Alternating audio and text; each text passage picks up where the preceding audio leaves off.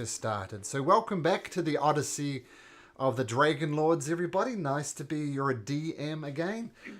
So last week, as I briefly said a moment ago, you finally got to the talk to Versi, the Oracle, um, after defeating the hag that had them held capture, and you managed to free her. And she had a moment to talk to each and every one of you individually. Some of you come out looking at peace. Some of you come out looking scared. Some are looking confused.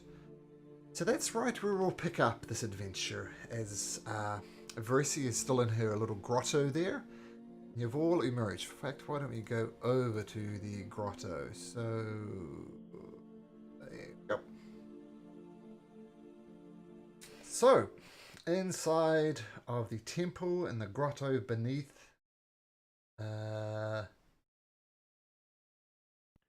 the main temple, you've all emerged, all had a various talk.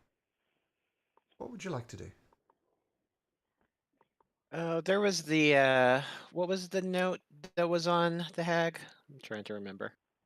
The note that was on the hag. Just a sec. Something from Sidon, I believe. Yeah, something like that. Yeah. There we go. Can I ask you an honest question? And just as a reminder as well, this is what Versi has tasked you to do.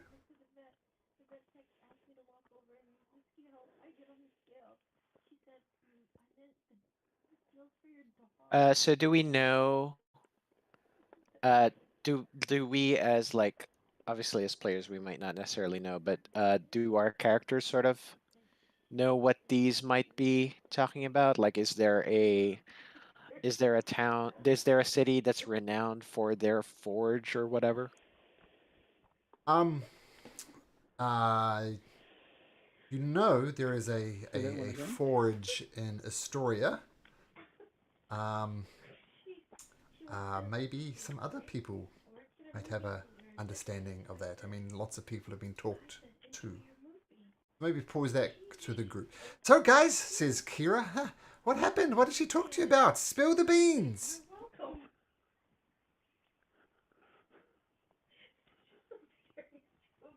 Weird stuff.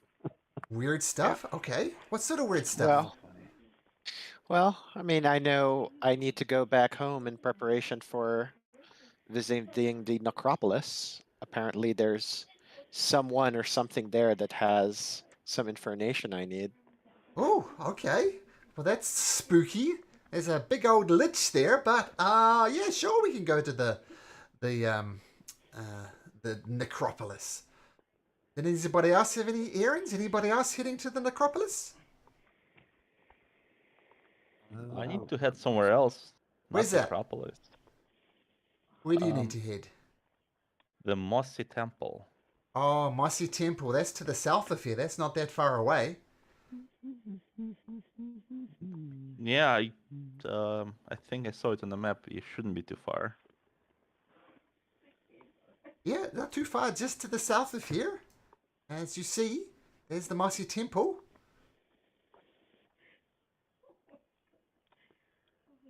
What about others? Like, does anybody have any other errands besides two of us?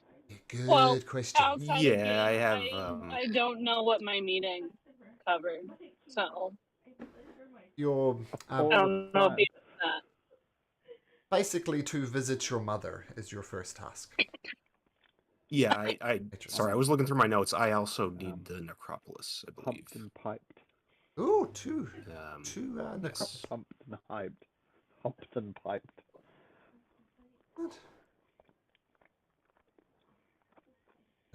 Sorry, I think something weird's coming through. Let me change it to this. There we go. We'll go with that. All right, so two to the necropolis. Oh, okay. That's exciting. Gotta find a mithril forge, but I feel like that's pretty in line with what the Oracle told all of them to do. Mithril Forge, yeah. Well, I think if we go talk to our Vulcan in Astoria, I mean, yeah, he's a bit of a god, like, Pythor and so on. God of the Forge. If anybody knows about mighty weapons to be forged, it will surely be Vulcan. He's an Astoria, so definitely need to pop into Astoria at some point. Anybody else?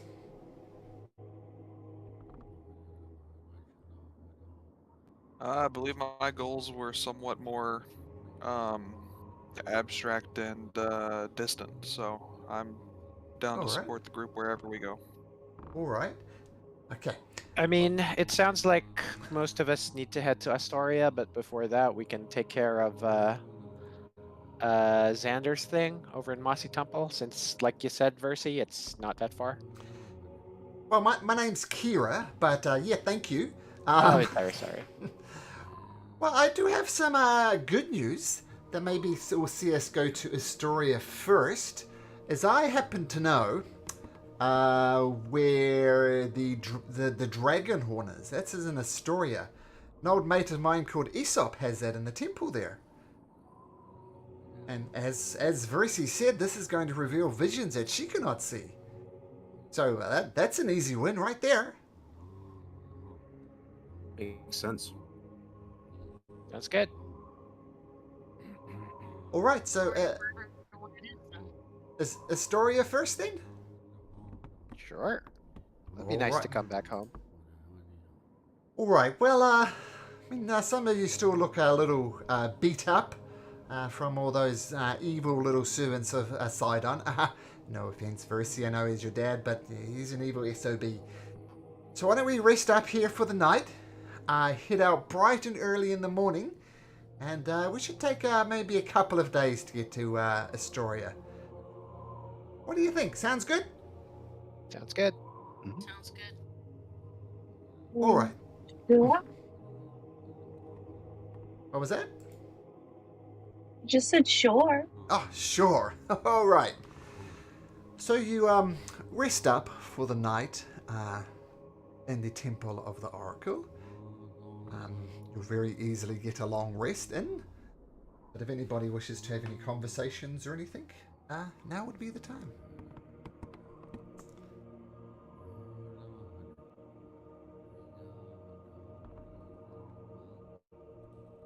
Oh. I didn't Okay. have anything. Yeah. I think I'm just like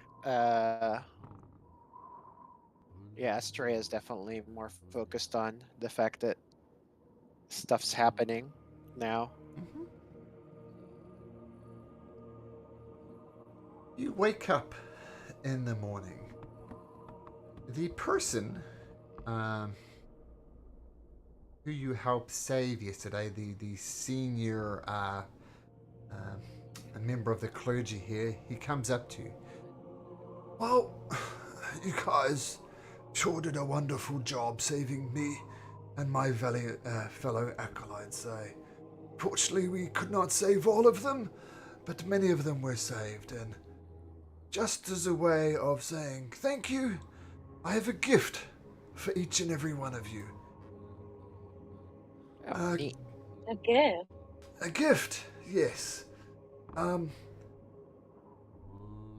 hope this keeps you going when times are bleak. These will help you keep healthy, I hope. But take this as a way of saying thank you from the Temple of the Oracle. And he hands each one of you a potion of healing. Cool. Oh, So nice. we'll just put them on our spreadsheet, character sheets, right? I'm not gonna bother putting it in the party loot. Yeah, that makes Yeah. sense. And just to you. clarify as well, for my rules, feeding yourself a potion is a bonus action. Feeding a potion to someone else is an action. So if one of your party members go down and you feed them the potion of healing, it will take a full action. Just in case it mattered. So I hope these parting gifts will keep you alive and keep you going. And I heard you talking I'm sure about they the will. necropolis. Oh, I'm sure. I hope they will. I mean, the necropolis alone. That sounds like a scary place, no doubt. But let me tell you, the future of Thylea may be bleak, but there is always hope. The people of this land will look to your actions as a sign of things to come. My advice is to seek neither fame nor fortune, but to show the true meaning of heroism. Make yourselves a beacon of light as we enter this time of darkness. And go now with the blessing of the temple. We'll just give him a salute as we leave. Gives you an awkward salute back. Okay.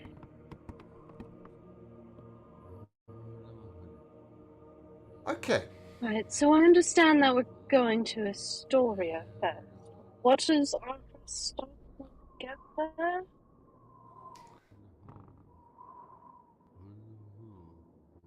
Good question. Well, I think Kira is leading us. She's gonna show us certain things. Well, I know, but aren't we... I've got a cousin. well, there are two things. There are two things that I think would be most interesting in Astoria. One, we could talk to my old buddy Vulcan, who's the god of the forge, and maybe he can help us out with this lighting of the forge bits and pieces. We can also talk to my old mate Aesop, who has the horn that we're supposed to drink from, the horn of the Dragonlords. So there's two must-do things in Astoria. I hear there's a wine festival coming up too. That might be fun. Yeah. Right, okay. This sounds like a wondrous achievement. I don't think people usually have gods as friends. Wow, you know, we got King Pythor as well. He's a god. He's not doing too well, to be quite frank. He's, shall we, abiding in the wines a little too much. He's a bit of a drunken dolt, if you ask me. But, yeah. And keep in mind, just as a matter of a law of the land, gods walk amongst the populace. Everybody acknowledges Pythor is a god, and he is a god, and he walks amongst his people. So it's very different to like other settings where gods are these mythical beings up in the sky who you never really see. These gods walk and talk around. So just so you know. Yeah. I'm just trying to say that it's still gods, being friends with normal people. I'm still trying to play out that if she's a god too. Well, yeah. Well, you can make another insight check if you like. Sure, I would like to do so. I mean, there is definitely a goddess called Kira, who's the god of music. She seems like just a normal person who's incredibly interested in what you do. And remember, she's going to write the Chronicles of the Heroes of the Prophecy. Going to write stories. She's just saying she's a scribe, and that's checking out to you, Xander. He's our adoring fan. Mm-hmm. Yeah, it's not far from it. But you leave the city, head out into the forest, or rather. So as I said, this is going to take us a couple of days to get here. But listen to me. Just forget what that idiot Proteus said. This is your chance to win fame and fortune beyond your wildest dreams. You want fame, right? Of course you do. All great heroes want fame. Fame is the path to immortality. Now, these great labours are only the beginning. The path ahead of you will be filled with opportunities for winning fame. If you truly manage to rise to your fate and confront the titans, then poets will seek about your deeds for ages to come. Right. I'm not really sure I understand everything you're saying, but sure. Fame sounds good. Well, fame opens doors that will otherwise be locked. Surely it's fame and a fortune, of course. It goes without saying. Everybody loves gold. Yes, some like more than others, but yeah. Well, And from my experience, gold is like fame. fame. It opens doors. I mean, I can open doors, though. Well, there's metaphorical doors allowed into places that you normally wouldn't be allowed into. But I take your literal meaning about opening doors, absolutely. Okay. Now, yep. I really would like to hear what you write about us one day. Oh, well, I'm scribing it as we go. I've talked about the great battle in the Temple of Oracle, how the hag was vanquished, how the rug of smothering just failed miserably. I've already started documenting your heroic deeds ever since that encounter with the boar. It's going to be a great story. I'm sure it will. And I give a proving nod. It's just one teeny tiny problem thing. Now, the tricky thing about fame is, if you're not careful, one hero might outshine all the others. Then all the stories will be about that one hero, about how strong and vigilant they are, and all the rest of you, quite frankly, will be yesterday's news. Now, I assume nobody wants to be yesterday's news. So, I encourage you all to swear, right here and now, an oath of fellowship. Now, this is a sacred oath that will bind you together in the spirit of solidarity. When one of you wins fames, all of you will share it. And who knows? Perhaps the magic of the oath is that it will protect you against some of the dangers that lie ahead. So what do you say? Right here and now, the heroes of the prophecy, you can take the oath of friendship, oath of fellowship. What do you say, guys? Sounds reasonable. If you insist. I don't insist, but this just seems like a good idea to me. In working together for the greater good, no one upshining the other person.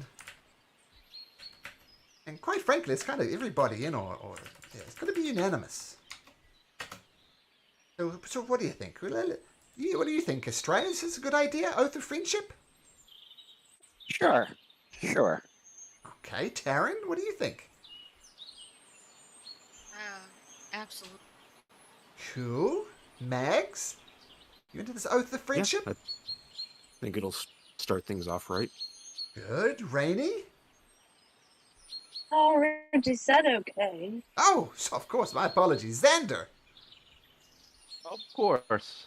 And I'm finally, sure everybody have their own reasons, but yes, it will make us equal. So I'm all for it. and the mighty Minotaur Zagnus. What say you? And my axe. And my axe. I love it. So, everybody form a circle. Place your hands in the center. Let's all join hands. And we're going to start with Can you. my hand be on top? Oh, yeah, of course. But keep in mind, everybody's going to Oh, be equal. no, it's just because I don't like touching. Oh, okay. That's understandable. It's a symbolic thing. You can just hover over the top of the top hand if you like. Yeah, That's just do no a problem. hover if yeah. Yeah, hover's fine. Hover's Thank fine. you. Okay. So I'm going to each you to repeat after what I say. So we're going to start with you, Estrella. I need you to say, I am, and then your name, swear upon my life and my honor that I will uphold the oath of fellowship with the warriors who stand at my side. Estrella. Yep, I say that. Oh, say it. Yeah, I, Yeah. Estrella, and I swear upon my life and my honor that I will uphold the oath of fellowship with the warriors who stand at my side. Fantastic. And I'm Taryn. Rainy and I swear. Oh, Rainy, yes. Rainy. Yeah, I swear. You gotta say the words. I didn't catch all of the words. Or repeat after me. I am. I am Say your name. Rainy, And I swear Rainy. upon my life. and I swear upon my life And my honor. and my honor That I will uphold the oath of fellowship. that I will uphold the oath of fellowship With the warriors who stand at my side. with the warriors who stand at my side. Fantastic. You're up, Taryn. I am Taryn, and I swear upon my life and my honor that I will uphold the oath of fellowship with the warriors at my side. Fantastic. And Mags. Probably use your long name, Mags, not just shortened version. Say the whole thing. Sorry, Mags was doing that thing where she moves her mouth, but no words come out. Yes, I'm Magdalena, and I swear upon my life, my honor, that I will uphold the oath of fellowship with the warriors who stand at my side. Yeah, make sure you don't put that little mute button on, right? Okay, Xander, Right. you're up. I'm Zender, and I swear upon my life and my honor that I will uphold the oath of fellowship with warriors that stand by my side. Fantastic. And last but certainly not least, Zagnus. I am Zagnus, last of the Gold Mains, and I swear on my honor and my life I will uphold this oath of fellowship with the warriors that stand at my side. Fantastic. So now, yeah, we're all bound. If somebody does something great, it won't be like Zagnus defeated the great monsters of the Horde. Or it'll be the heroes of the Oracle that defeated the great monsters of the Horde. Fantastic. This makes me so happy. All right, so unless there's any questions or anything, why don't we start our way to Astoria? Okay. Let's head out. And Rainy will just starts walking off in a direction, probably the wrong one. Make sure, is she going the right way? Up that this Is way. that the way? I was like, Rainy, We gotta go. Over Gotta here. go west. Which way's west again? Just follow That's this me. way. Okay. Well, I mean, you said let's go, so it just starts walking. Be more literal. Check. You spend a good day, and the travel is a little bit slow as you have to kind of walk around these mountains and start following the river to Astoria. And you get about here. This is as good a place as anybody. It's a rest for camp here. Okay. Night. Okay. we have watches set up, right? Yep. I have the last one. Yes, someone should remind her about the watch order. There we go. Yep. I have the last one. Yeah, there you go. That's why I'm going to sleep now. That's correct. Right? That's how it works. Mm-hmm. You guys have a watch to begin with. I have it really early in the morning, so I get to sleep now. Yeah. Exactly right. Okay. I was just Nailed it. making sure. Guys looked at me like I was doing something wrong. You're good. Okay, so while Xander, Taryn, Zagnus, and Rainy all settle down for some well-earned sleep, Mags and Estrella, you have first watch, and both of you make perception checks for me, please.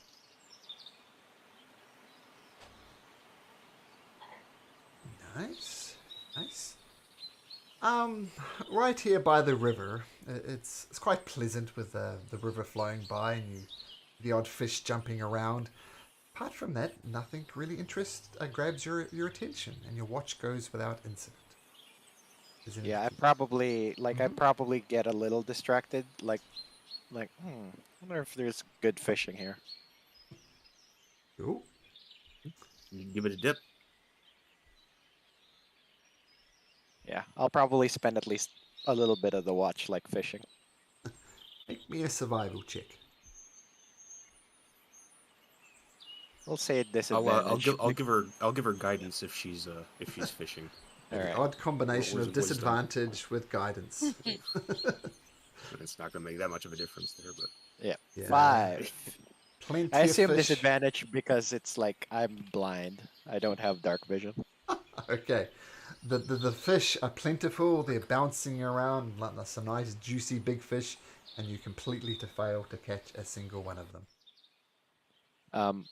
As we go to bed, I'm just like gonna go to Max. Let's not talk about this. I'm better at sticking it to humanoids than fish, apparently. yeah, we won't mention the fish mishap. It's cool. All right, thank you. Okay, so Estrella, you head off to bed. Xander, you begin the second watch with Mags. Think you guys wish to do?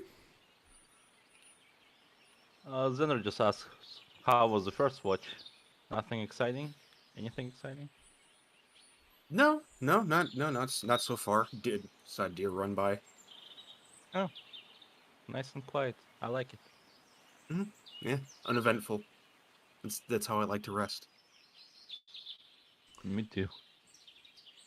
Speaking of resting, Mags and Xander, for some reason you feel incredibly tired. You struggle to keep your eyes open. But then, one by one, voomp, voomp, you both fall asleep. Now the entire party is asleep, or what would approach to sleep for those Alvin, into your trance.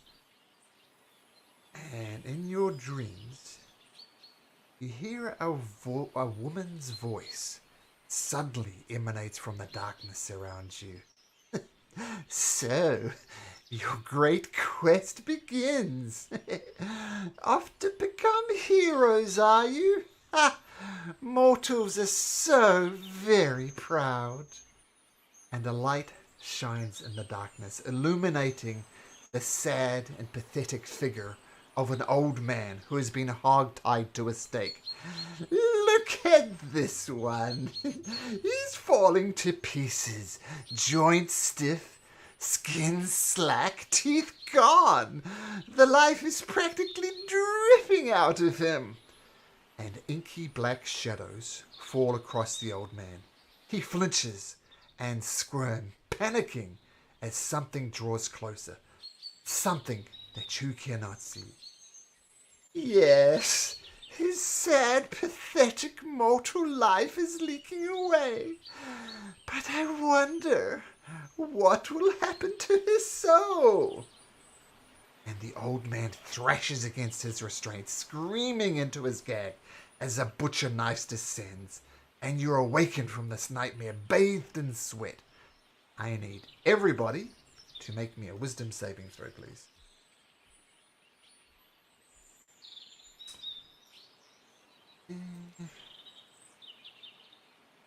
Oh dear. Oh, Zagnus, nice. So everybody saw that. Yes, everybody saw exactly the same thing. Okay. Are we waking up all at the same time, or only Yeah. people who were on the watch? You all wake up. And you all wake up, and it's early morning as well. By some miracle, you've all managed to not get eaten by wildlife or bears. And Kira is quietly snoring in the corner. Zagnus, you're a little shaken by it, but other than that, not really affected by it.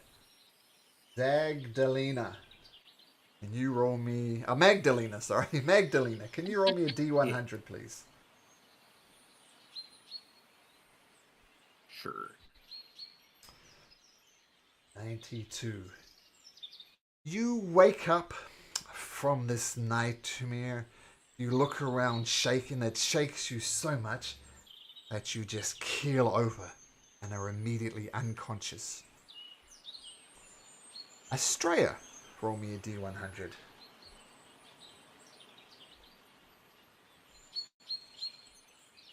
$40. You look around and you have this vision of this horrible man, just this poor, pathetic man, like being tortured by whoever the hell that was. And you just start booking it.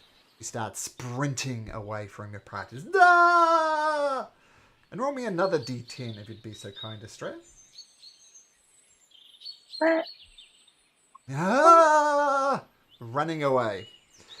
Rainy, roll me a d100.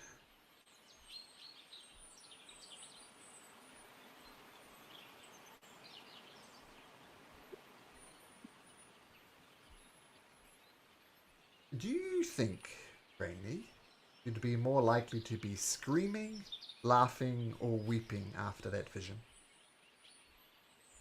Probably laughing. Okay. So, Rainy, you immediately fall to the ground and you just start laughing hysterically. Taryn. Taryn, D100. 2. You wake up from this, no, not you die. You wake up from this thing and it just scares the life out of you. Zagnus, I imagine, was the only person who says Taryn. You just see Taryn almost just stiff as a board, not even moving, as if she was a statue. She's just locked in there. Xander, roll me a D100.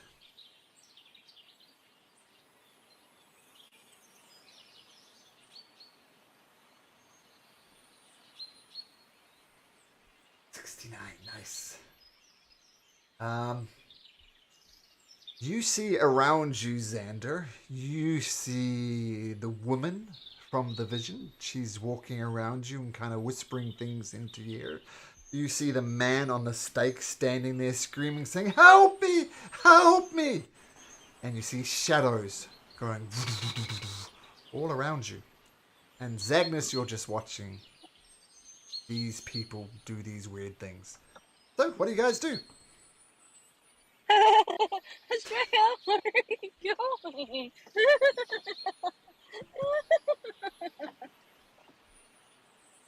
going? Noticing that Taryn seems the worst off, I'm gonna go try to wake her from whatever she's locked in. Okay, Taryn, could you also roll me a d10, please?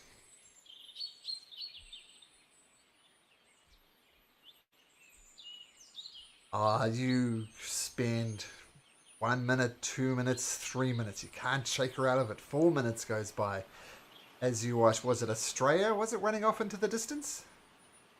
Oh, I will eventually start following her.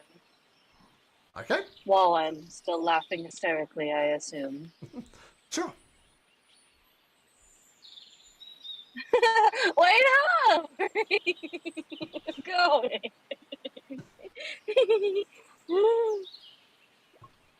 Yeah, Australia, you're still... Oh, he's got the phone. Australia continues to run off. Okay. This carries on for several minutes. Dagnus, you going to try something else? Taryn seems just finding this hilarious. Do you do anything? If that seems like a lost cause, I'll take off after Estrella as well. Okay. As long as I'm not leaving anyone undefended here if I do that, am I? I don't know. I just kind of lost track of what everybody was doing. Yeah, let me do that and make sure someone's here lucid to watch the less lucid people. Okay. Sander probably because he's seeing the shadows from that dream. I think he would start throwing firebolts at those things. Oh, so Xander's not the one that's unconscious. My bad. Who's unconscious? Well, it's I assume basically I'm seeing vision, like illusion type of thing. So Estrella is running, right? Taryn is... What's Taryn doing? Staring off into nothing. Staring. Just typing these out as we go. Mags? I'm unconscious. Rainy? Oh, I'm laughing hysterically while I'm running after Australia. And Xander, seeing things. Seeing things and trying to attack them. Okay, so Xander starts firing away firebolts left, right, and center, screaming at things that only he can see. None of your hits are missing Xander as these firebolt woof, woof, fly across. Taryn is just staring there. Stray is taking off. Ah! And Rainy laughing and running after them. So, now that we've got it all clarified, Zagnus, what do you do? Okay. If that's what's happening, then I think I'll kind of yell after Rainy and Estrella that are running off, but I wouldn't want to leave the other three effectively incapacitated and unguarded. But I also don't want worry, I fireballs got going her. everywhere. So I'll probably try to restrain Xander to prevent him from burning things down. Okay, the firebolts keep on flying. Xander, make an athletics check. And Zagnus, make an athletics check. Okay. 13. Yeah, you grab him. You're unable to cast spells as he's got your hands bound there, Xander. They're trying to get me. Try to push out, but I can't. I'm gonna tell him nothing's here. Try to snap him out of it. Xander, roll me a d10. D10? Okay. Yep.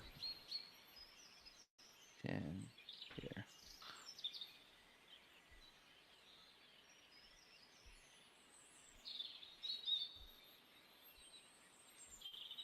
Oh, 7. Yeah. It takes a fair while as you're running around, people disappearing in all dimensions. After a 5, 6, 7 minutes, Xander, you come to your senses and those things you were seeing disappear. Where did they go? Where were they? They ran off in that direction, Estrella and Rainy, and I gesture where they went, and I ask if he can watch the others while I go after them. Sure. Okay. Then there's still shook by visions, so he's still a little bit shaking. Okay. If he's lucid, I'm gonna take off after the two that ran away. Okay, so you start running. You eventually catch up with Rainy, who's quite frankly not running quite as fast because she's laughing so much, and it's very I hard to started laugh. skipping. Oh, skipping! What are you doing? Why are you running so fast?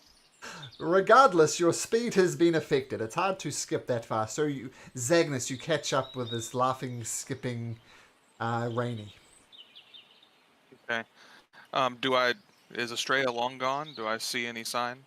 Oh, you see Estrella running away up in the distance. She's just faster than Rainy. Well, Rainy seems, happy, so I'm gonna keep going after Estrella. Okay, you start sprinting past the laughing, skipping Rainy, and Estrella. What the hell were you scared of again? Huh? What were you doing? No, all of a sudden you stop and pause. Like, what the hell were you running away from? Remember the visions, but that was just a vision. And you effectively gain your senses back again as Zagnus catches up to you.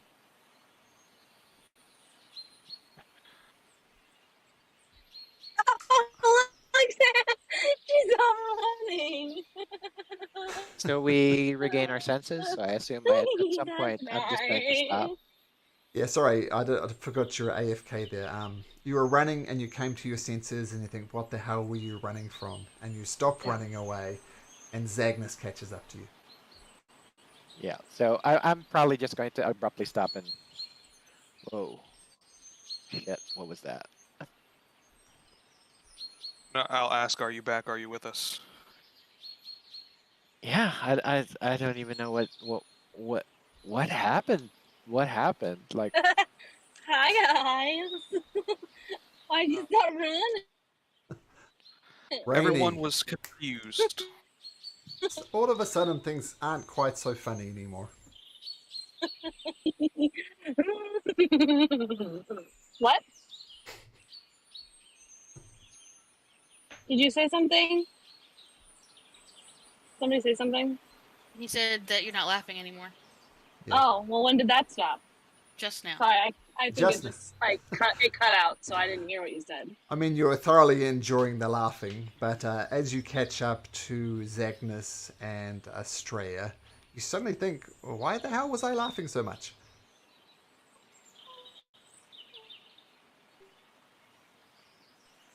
That was weird. It's fine. Why'd you run away? I don't know. I just felt compelled to do it. It was weird. Yeah, so I assume since I took off in like a dead heat, like I didn't really see all the rest of the people do shenanigans. No? No, you just took off. How is everybody else? That's weird. When I left camp, Taryn was catatonic, staring off into nothing.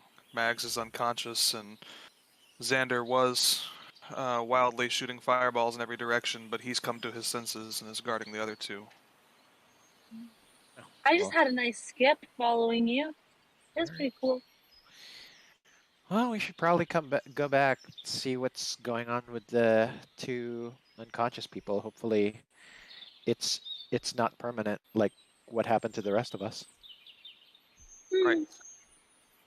Okay.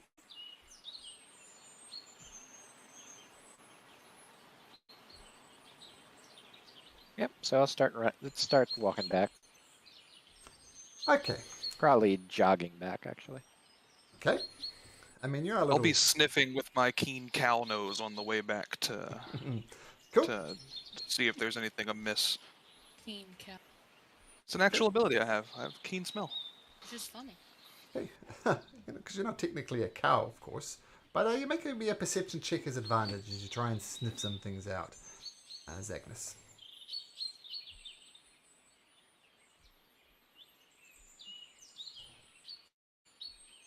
You smell the fish, you smell the lush forest, you smell birds. Nothing that would strike you as dangerous, though. And as you guys are coming back, Taryn, you stop staring catatonically. Mags, you regain your consciousness. And Xander, you see both of them coming around. Oh, you're back. How are you feeling? I feel like shit. What the hell just happened? I have no clue. I saw vision, woke up, and it still was here. I saw shadows and everything, and apparently it's all illusion. I tried to attack those, but didn't seem to help. And I believe you were just stopped your catatonic for quite a while.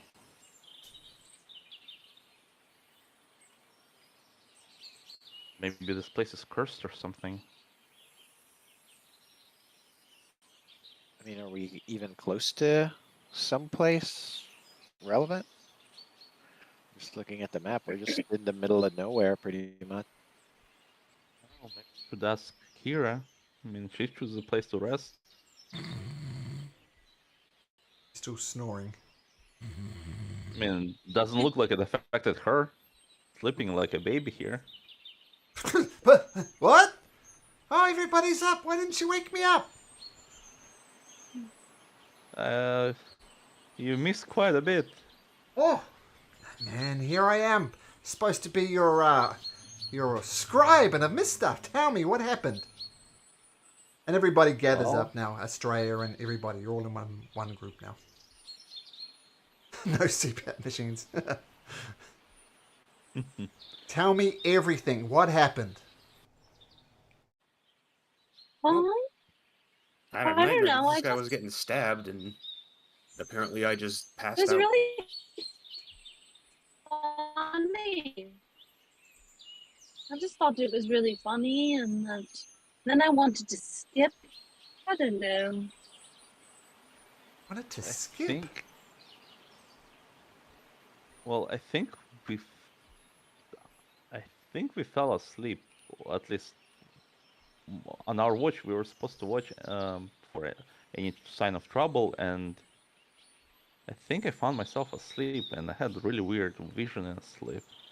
Oh, don't person being underestimate visions that you have when you sleep. Very important. Tell me, what did you see in your vision? there was a man who was being tortured. Oh, There were okay. shadows everywhere. It was really old. It was very old. It was kind of funny. Yeah, there was some Wait. woman that was about to murder him or something. Wait, you saw it too? It Tackling sounds woman. like we all had the same vision. I And Yeah. the man was killed? Who is the man killed by? This is very important. I think it was an older man. Sounded A laughing person.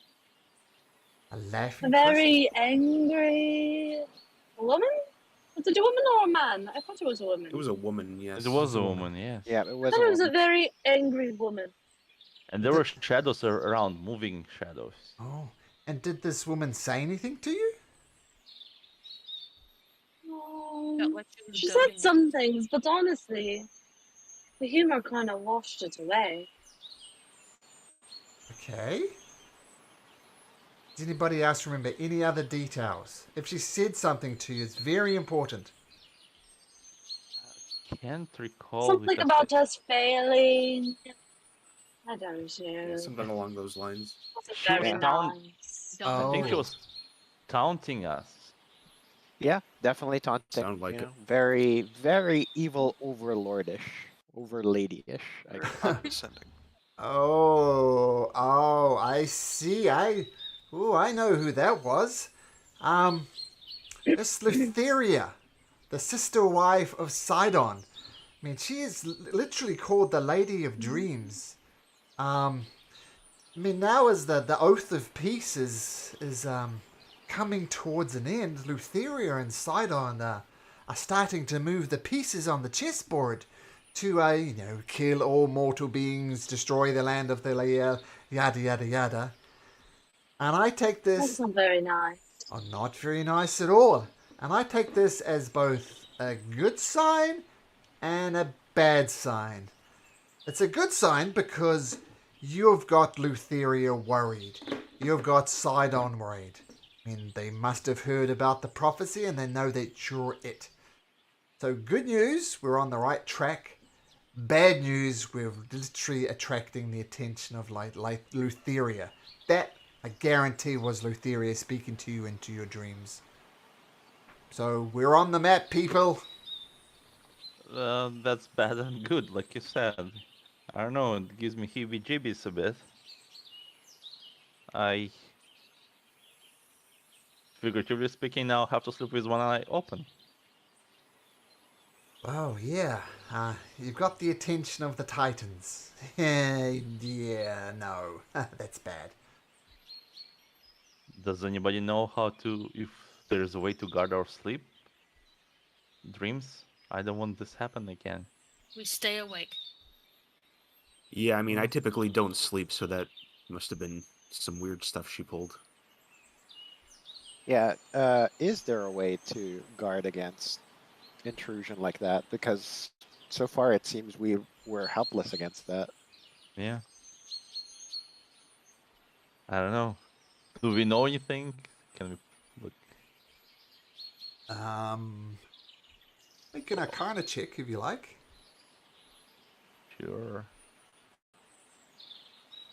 Oh, Yeah, that's great. natural one. You think toothpicks lodged under the eyes, keeping your eyelids open. That's what you come up with. Well, I mean, I know that there's ways of protecting against divination magic. I don't know if this would apply. Well, then I'll do this. I'll get my familiar to watch over us when we sleep. If we all wake up, I mean, fall asleep, I'll instruct it to try to wake us up. I don't know if it will work, but that's one way to do it, I guess. What do you think? Or does anybody have any other trick out from out of their sleep? I don't really. I mean, I don't sleep, so unless she tries to put us back to sleep that same way, then I should at least be alert enough. Okay.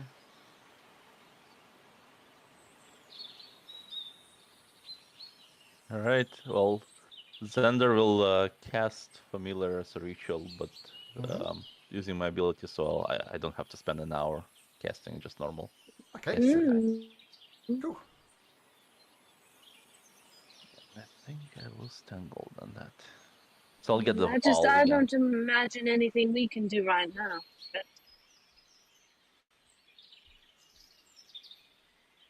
Yeah, maybe. Yeah, probably maybe, not. Probably not. I agree. Maybe we should just press on to Astoria. I mean, Yeah, it's maybe we can find out more when we get there. Yeah, should we press on, guys? Yeah. I mean, yeah.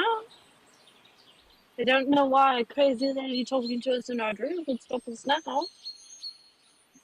A little bit spooky. All right.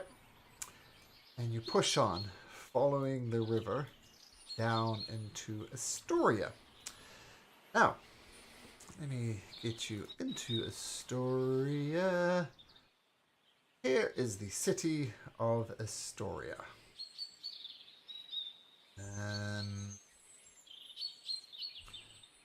Little marker showing you exactly where you are.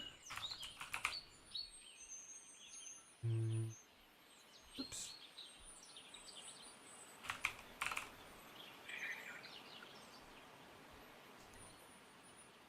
Okay. You arrive via the south gate. Where's my marker? Give me a marker. So you arrive down here at the south gate.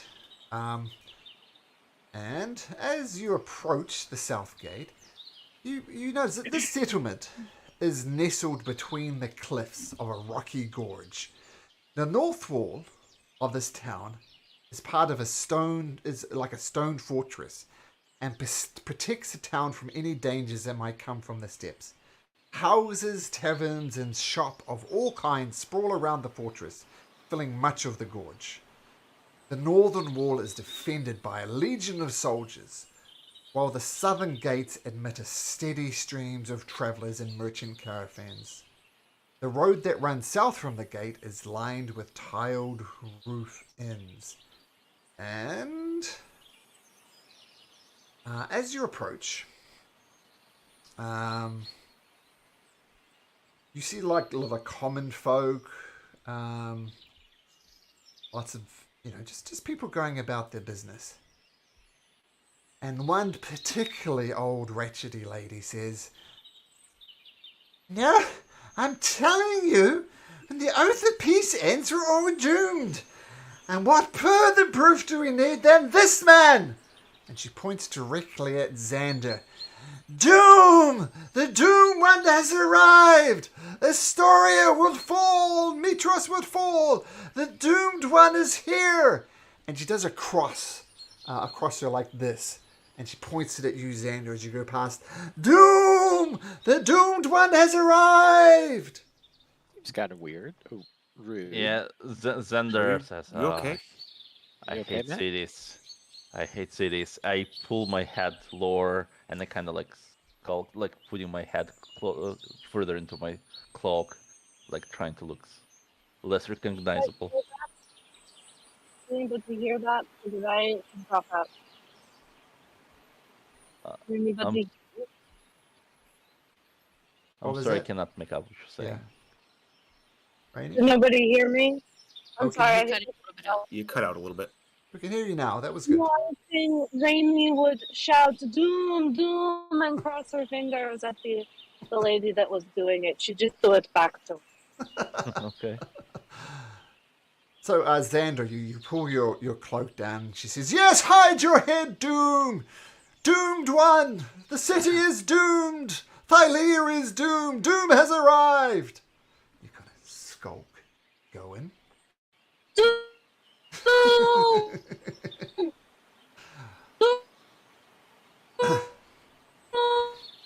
Okay, a lot of dooms being thrown around. Approaching the city from the south, you encounter a caravan of merchants who are also headed towards Restorium. With them are the first domesticated animals you have seen in some time. A herd of bony oxen. A herd of bony oxen lumbering along the dusty road. The merchants seem tired as they greet you wearily. Hello, travellers. Hello. Slowly enter in with their rather pathetic-looking oxen.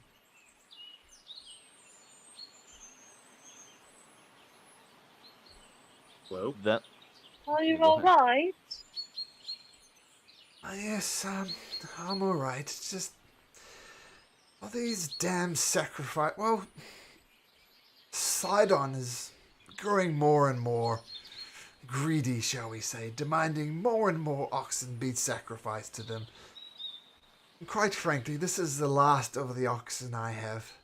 And normally I'd like to breed them, but even these scrawny, pathetic ones will fetch quite a high price because King Pythor is just desperate to appease the Titans. So, sacrifices we bring. Before it was nice plump oxen, but now it's this pathetic herd of bony oxen. That's all I have. Just pray that this will at least appease Sidon.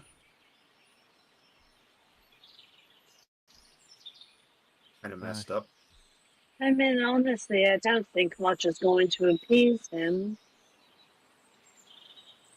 I pray to the five that you're wrong, miss. I mean, Well, what are you you're sacrificing it to? I mean, Sidon could we buys just them from us. not? Oh, well, it depends. Do you want to piss off a Titan? He demands the sacrifices. We provide the sacrifices. I mean, I think the Titan's we've already pissed off. I think we're already pissing him off. Just Yeah, by we've already existing. started doing that. We're going to keep doing that. Well, Also, I don't think he's ever not pissed off, to be honest. I really don't think the sacrifices Yeah, I do mean, you keep, anything for him other Yeah. than hurting you. yeah, Yeah. you got a point. Like, you keep sacrificing and it just never ends. I mean, Yeah. They always want more. You are correct. I mean, we did try this a season or so ago. We said, fuck Sidon. And, Yeah, fuck him. Yeah, fuck him. But, not to put too fine a point on him, when the sacrifices stopped, Sidon being the god of storms, we were just assaulted by the most vicious of storms. This powdering rain, thunder, hail, and some of the buildings in Astoria got destroyed. But we began the sacrifices again and the storm stopped. So yes, fuck Sidon, but Sidon has so much power. He's getting more and more bold as his oath of peace is about to come to an end. I mean, that's not even the half of it. Those creatures, loyal to Sidon, the centaurs, the cyclopses, they're making the roads even dangerous to travel, even to bring the oxen here. These are not good times.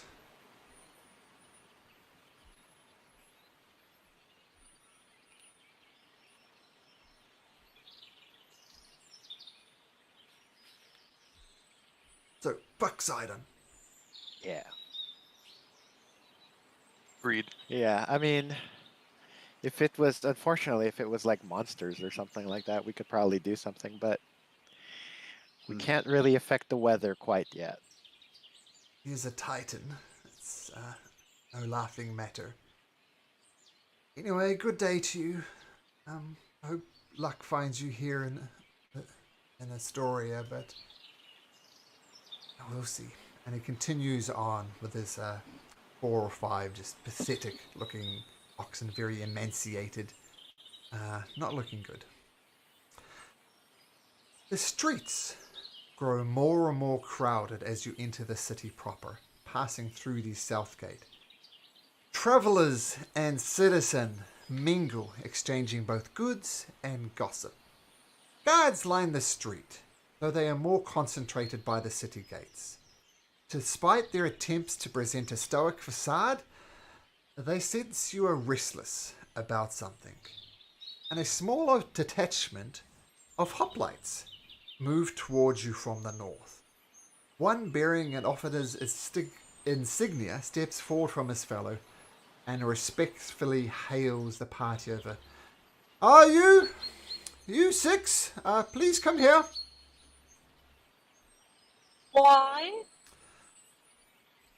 Well, come here. I don't want to shout. Come closer.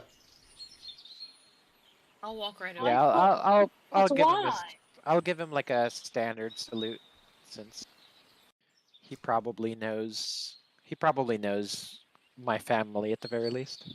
He returns the salute back. I am here under King Pyther's audience. I really would encourage you to comply, because the king wishes to have an audience with you, and he wants to do it post-haste. So please, if you would follow me, I will take you directly to see the king. Okay. Sure. Oh, Okay. I guess if it's the king. just made it into the city and king already. I feel already famous, says Xander. There's a As he bug follows. attacking I me. mean, weird things happen to me every day. I just hope nobody will be yelling doom at me there. There's been no shortage of weird things. There might be more like weird doom ladies. So just be Well, on the if there's lookout. more weird Doom ladies, I'll just shout Doom right back at them. It'll be fine. And just be careful with that when we get to the king's court. Don't want to shout at the wrong person. Well, anyway, follow me. And he starts leading you through. There's they shouted. Sorry, there's a bug attacking me. The DM has been attacked by a swarm of insects. Stay We don't away, have bug. druids here. Oh, okay, well, that Do we? bug might have to survive. Okay, so he leads you through the city streets along the main thoroughfare. There's a couple of things. Down here, you notice a rock that's covered with blood. That's kind of interesting. You pass some living quarters along here. Now, it's kind of walled off from the rest of the city. And you move forward a little bit. You notice there's an amphitheater. It looks like some people are maybe starting to look like they're rehearsing for a play. And Kara says, oh yeah, they were rehearsing for the upcoming a wine festival. I'd recommend we attend that, by the way. Very interesting plays there. In the central agora here, I had to look up what agora means, but apparently it means outside market. And so outside market there. Here is you see a forge, and you hear somebody muttering inside there, hammering away. And there is a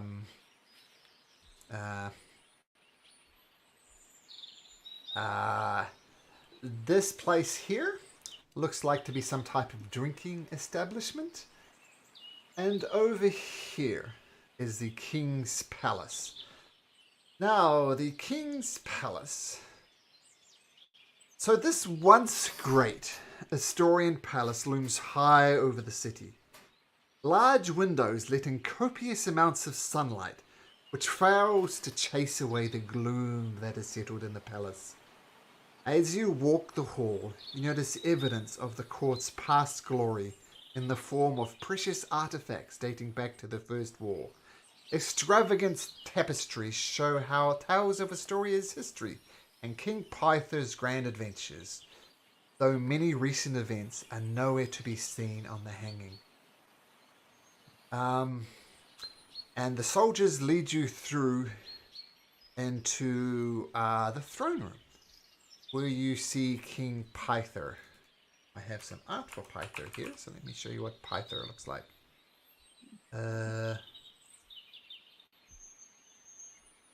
Oops, I could spell Pythor, right?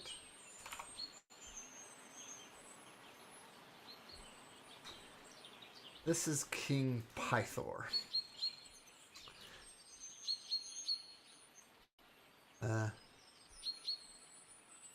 Okay, and as you arrive in the throne room, Pythor is very obviously drunk. And he's yelling at the statues of the 5 gods that line against the wall. And as you arrive, the soldiers, the attendants withdraw, and they are whispering nervously among themselves. Oh, I wish he wouldn't drink so much. He's not quite the king he used to be. And once the room has emptied completely and the chamber doors are shut, the king tosses away his spear and sits heavily upon his throne, holding his head in his hands. And he beckons you to come close. Oh, you're the oracle's chosen, yes? Come here, let me tell you of my woes. He takes a big swig of whiskey. It's at a belch. Oh. Well. Alright. You said you have woes? Oh, let me tell you about my woes. But before Pythor continue, Kyra brashly interrupts. Whatever your woes may be, drowning yourself in wine will not solve them, she scolds. You have a duty to serve your people in these dark times. This wallowing does no one any good. King Pythor hangs his head at his harsh words. Aye, that may be true, lass, but what can be done? The oath of peace binds my hands, and now the Titans conspire to steal away my precious daughter Honora. But perhaps you heroes can aid me. Well, I mean, it's possible, but I think you could think much clearer on the matter if you didn't partake so much in the drink. I can handle my booze. Don't you worry about that. Sharp as a tack, I am. Well, listen. Right, what's 52 times 17? 462. Did you just use a calculator? What's a calculator? It's a calculator. Oh. Yeah, what is a You calculator? abacus? use an abacus. I Are you hiding one behind your throne? I thought I saw you moving your fingers. You see, I know the answer's 462, and I doubt very much if you know what the answer is yourself, miss. So 462 is the answer. Sharp as a tack. I said sharp as a tack. I'm actually pretty sure that's really, really wrong. Sure. Oh, No, well, trust. That's right, he's really good. 462. Out of character, Malcolm just guessed something that seemed approximately right. So No, it's almost certainly wrong. It's very, very wrong. I'm considering terrible at math, so I legitimately don't know. I was like, yeah. hey, cool, I believe it. 5%. I'm just too trusting. I mean, it's in the I'm thousands just at saying, least. considering. It sounds right. Yeah, I was like, considering that 50 times 10 is way more than that already. Yeah. 462, I'm telling you, 462. Anyway, now that I've proven I'm not drunk. It's like this many X's, this many V's. Yeah, XXVILXXI, that many. Oh, That's not a real number. It is if he says it is. it's the special code of those gods of which I am one. But I was sitting here on my throne not that long ago, and I saw this great boar, and somebody sacrificed this great boar to me, the great and mighty Pythor. Like You know anything Astrea will about that? actually Astrea will raise her hand sheepishly as, "Hi, King. I did it. We did it." I didn't want to do that. But, we did. Well, Yep, we did do that. Well, I'm quite chuffed that you decided to sacrifice it to me. And I grant you my oath of service. I will bind myself to you in a sacred oath. You can call upon me for any favor you like, and I am oath-bound to do it to the best of my ability. So because of your sacrifice to me, I pledge an oath of service to you. And Kira says, wow! That's amazing! You know what you've done? You've got King Pythor to pledge an oath of service to you. That's amazing! I think that causes that causes for a round of drinks. Around the That's drinks! pretty nice. One. So Astrea's going to be like bow deeply to her king. It was like, thank you, You're thank you, welcome. King Pythor, and like muttering under her breath, "It's the best of your ability. I'm worried about." I'm Worried about all of it. It's complicated. I mean, some things I won't be able to fulfill because, you know, I am bound by the oath of peace as well. Like, I'm sure I could kick Sidon's butt one-on-one, but I'm bound by the oath of peace not to do I'm sure you could have done it when you didn't drink so much. Of course, Your Majesty. Yeah, yep. Getting tired of this lecture on drinking. I've already proved I can do math, and I can touch my nose. He touches his nose expertly. There's no problems here. But, saying all this, my heart is broken. My daughter's going to be sacrificed. It was, it's to Sidon. I mean, Sidon usually asks for oxen and sheep and goats, but he's asked me to sacrifice my daughter to the god of the storms. And she will be changed. You're doing it? I can't do anything to stop it due to the oath of peace. My hands are tied. Guys, Well, isn't him we're not asking against the oath of peace? we're not Very bound by the confused. oath of peace, right? Maybe we can do a little solid for our king over there. That is what I I'm know. asking. I guess I'm confused about the fact that a Titan can ask for that kind of offering, and that's not a violation of the oath of peace. But the king saying no is. This doesn't seem like it was a very good oath. Well, it's complicated. I mean, we promise not to attack the Titans. The Titans promise not to attack us. I mean, the Great War truly sundered this land, so we came to this oath of peace. That was, shall we say, the details were sorted out by Versi, the Oracle, who I believed you've already met. But, technically, legally speaking, he can ask for my daughter to be sacrificed. Sure, she has the blood of the gods flowing inside of her, but she is not a god herself. Sidon can make this sacrifice, and I literally can do nothing about it. I can beseech people to help me, which is what I am doing now. Please, this will happen maybe a 10-day from now. So just to be clear, if we end up rescuing your daughter, the princess, that is also not breaking the oath of peace. If we just happen to be there and kill whatever is trying to get her. Kira stands up and says, yeah, that's not how it works. Here's how it usually goes down. She will be tied, weaponless, and wearing robes and nothing else to the rock of Estor.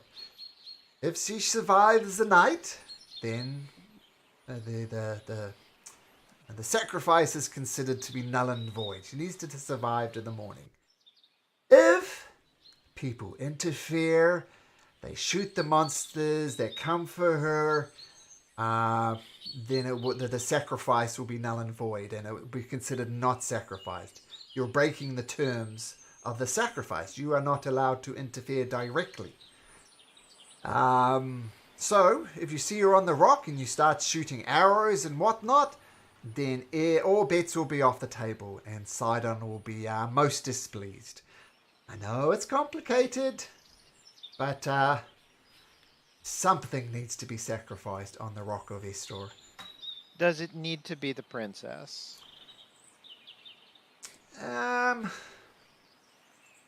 Well, technically no, but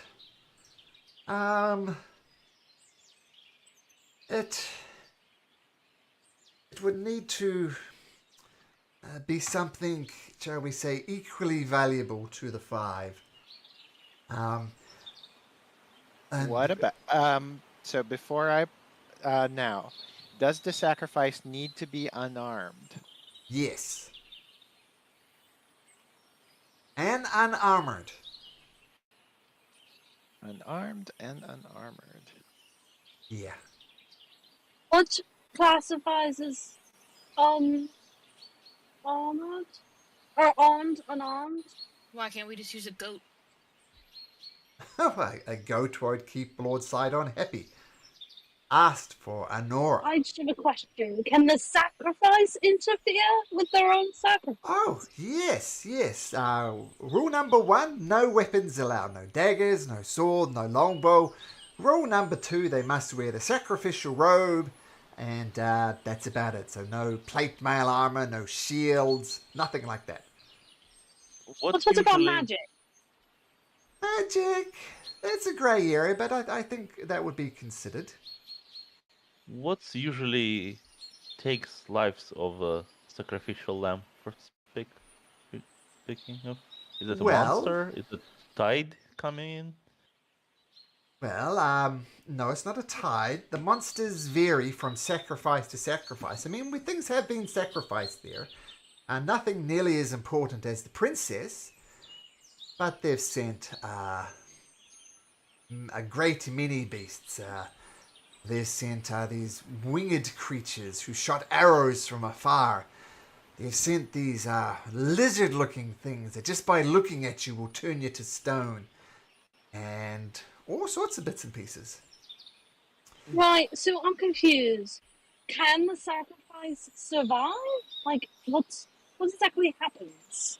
If the sacrifice survives till when dawn breaks, then the sacrifice is considered to be valid.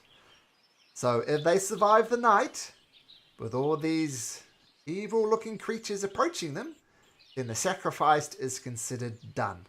They survive, well done. They don't survive, well, too bad. So if the sacrifice survives the night, it's all bets are off the table. That's considered worthy enough. The sacrifices prove themselves worthy. So has this happened before? No. No. Okay. Right.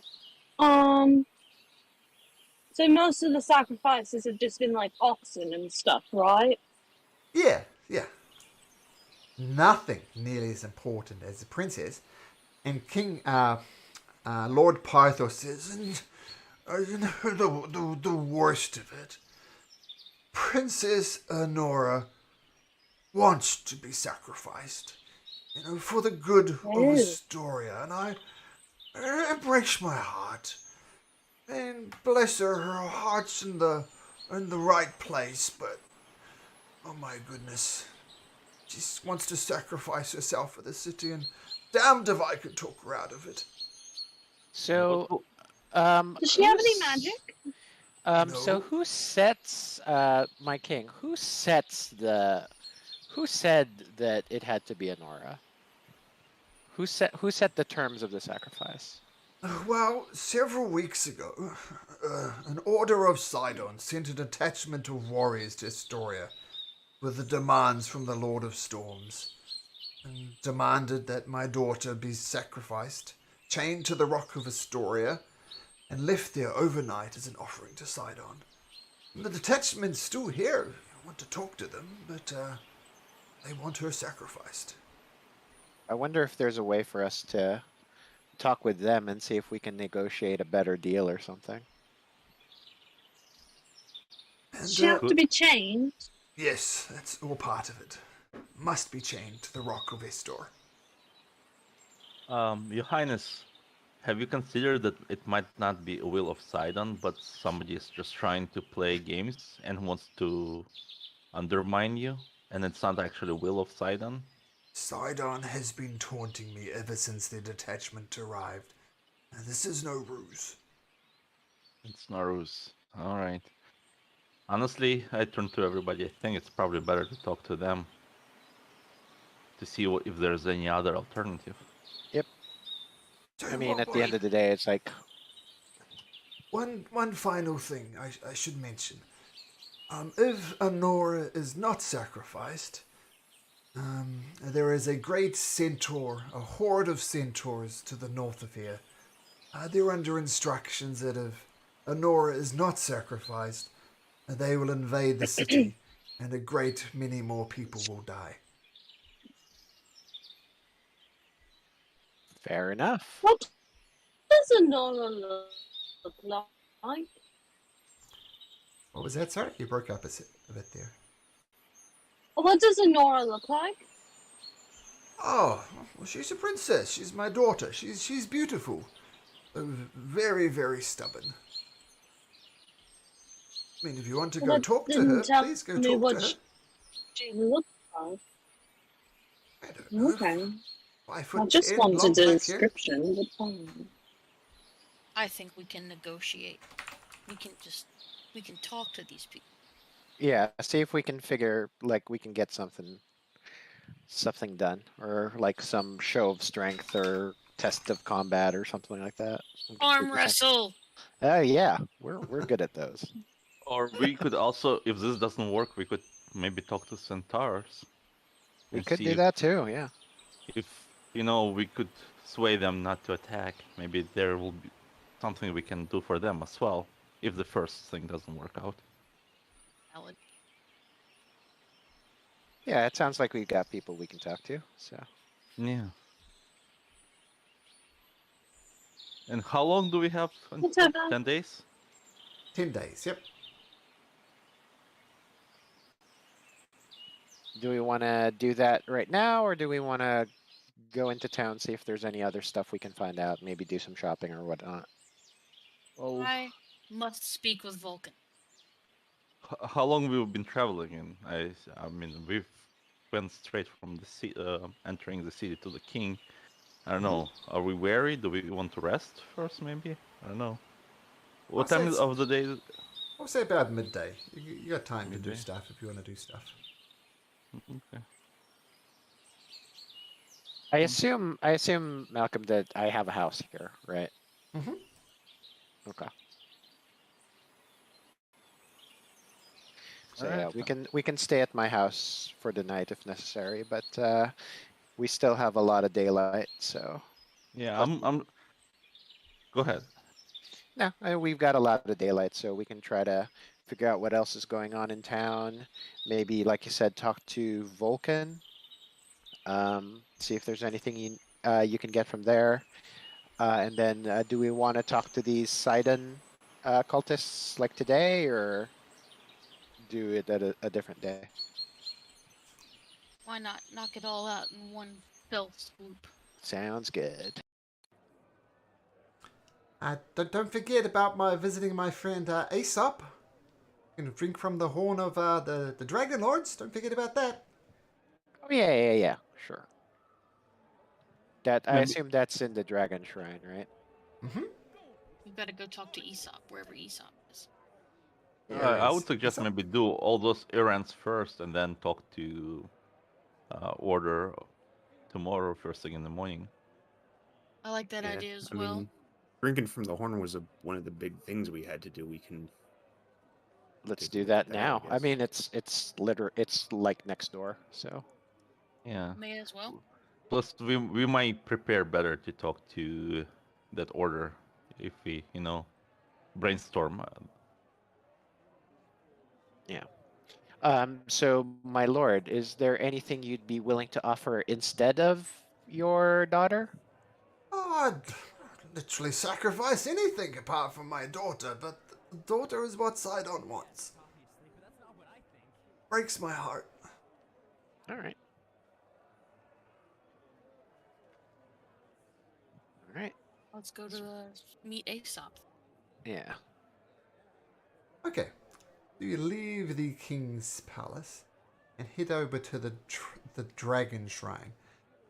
And this is what Aesop looks like. Oh,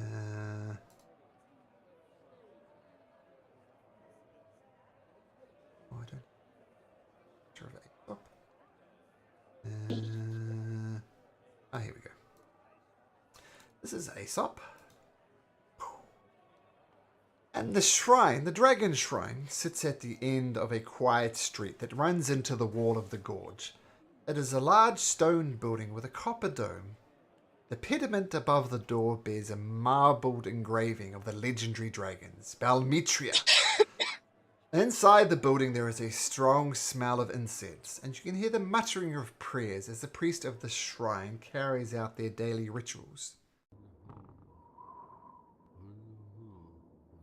And Aesop comes out to greet you. Oh, hello. Welcome to the Dragon Shrine. My name is Aesop, and I am the keeper of the Dragon Shrine. How may I help? We were informed that we can find the horn of Dragonhorn. yeah, the dragon horn. I forget the pronunciation, but Balmetria, the legendary that one. dragon horn. Oh, it Your is... cousin Kira sent us here. Oh, hello, Kira. Pleasure to She should be see you. tagging around somewhere. There Yeah, I'm here. Just writing stuff down. Tell me, says Aesop, why do you wish to inspect or use this horn of Balmetria?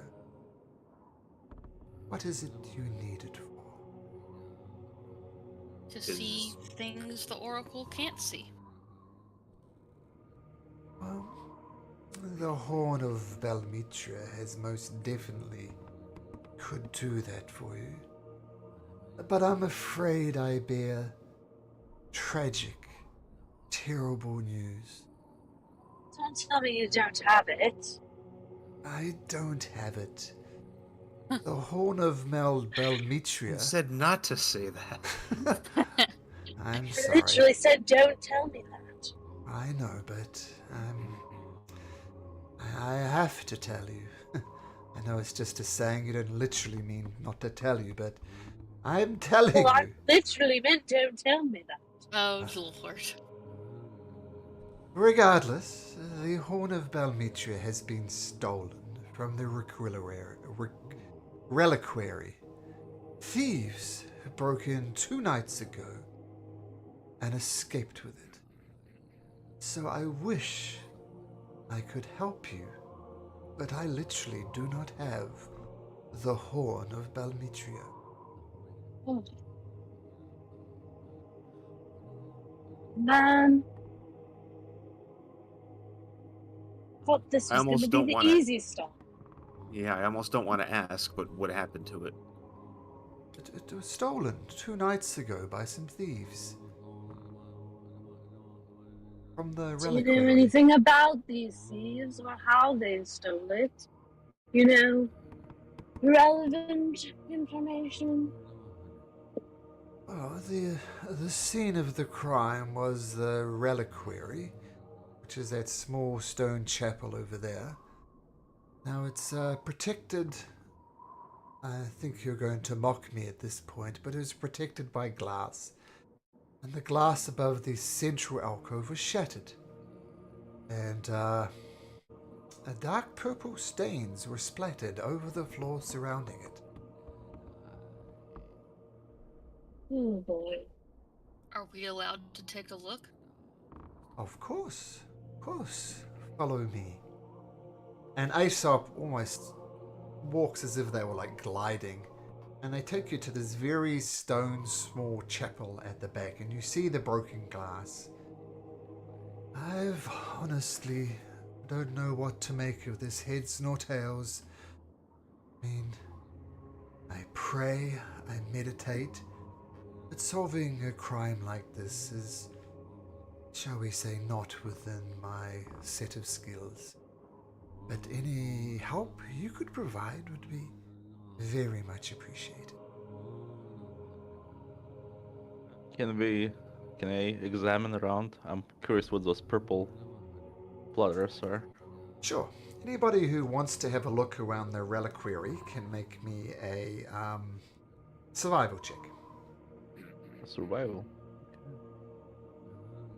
Well, 9, 4. Everybody, you said? Yep, everybody who wants to. to. Yep.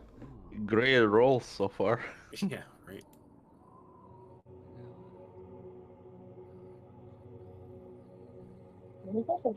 Agnes coming up gold. Who didn't? Rainy, are you having a look around? I did. I rolled a natural 20. Oh. I don't know if it showed up or not. No, it didn't show up, but I'll take your word for it. Straya, Xander, Magdalena, and Taryn. Can't make head nor tails of this. But Zagnus and Rainy, you do notice something. You notice, first of all, the stains are in fact spilled wine. Imagine Zagnus or Rainy come, bring it up to their mouth, taste it. It's definitely wine. It's a little bit. I'll definitely lick it. Yeah, you lick it. It is definitely wine. You get a little bit of dirt on your tongue. I don't imagine that bothers you terribly much, but you also notice, as you're down there licking, you notice very, very small hoof prints. The hoof prints, Zagnus will point out, they're from. I always get confused how to say this. How would you guys say this word? Satyr? Satyr. Yeah, Satyr. satyr. Yeah. Satire. I always say satire. Satyr. Satyr. These are very obviously, according to Zagnus, satyr prints. And the spilled wine and the little hoof prints lead out of the building into an adjoining alleyway. Oh. All right. Do they stop in the alleyway? Yeah, I'll track them. Okay, We'll follow. Yeah. so you start following this trail. Sometimes you're following hoof prints, sometimes you're following spilled wine. And the trail continues and you track it through town, passing through various things, and it leads out the front gate and continues heading south. You're confident you could probably follow it, but it would lead you out of town. Do we want to keep following this before the trail gets cold? I mean, we do have a 10-day before at least the... I would say at least to find out where they go. I think this is a very, very important item, that artifact, that we should not just Yeah. ignore. I mean, we really need the drink from it, right? So Yep. we should probably find it. All right, let's keep going. Okay, so the trail leads. Excuse me. Oh, leads out of Astoria and starts going south, and you get here about half a day. Thanks to Zagnus and Rainy, you're still very much hot on the trail, but daylight is fading. Uh-oh, is this the same place where we got vision? Approximately, well, yep. Do we want to go a little bit further, like, and not be here, or do we think it's just Lutheria would probably just mess it with us wherever we were? I think she can reach us wherever we are. I mean, she is is a titan of dreams. She's Yep. the dream lady. Yep. So we that's might as true. well. I guess we might as well set some- up camp here and then get started next day. Okay. Can Alright, I'm going to sleep. Bye bye. Zagnus, for no particular reason, can you roll me a d20, please? Oh, I love no particular reasons. Yeah. No particular reasons are the best Yeah, reasons the to best roll one, dice. yeah. Yeah, 18. Oh, of course, there was a reason for that, but I'm often tempted as a DM when people are doing something and they're worrying, roll a d20, and the d20 has absolutely no relevance whatsoever. Just add a bit of tension. But Oh yeah, I ask my players to make wisdom saves all the time. Freaks them out. yes, it's a good little trick. So you set up camp for the night, taking your usual watches, and the night goes without incident. If anybody wishes to do anything during their watch or anything, let me know.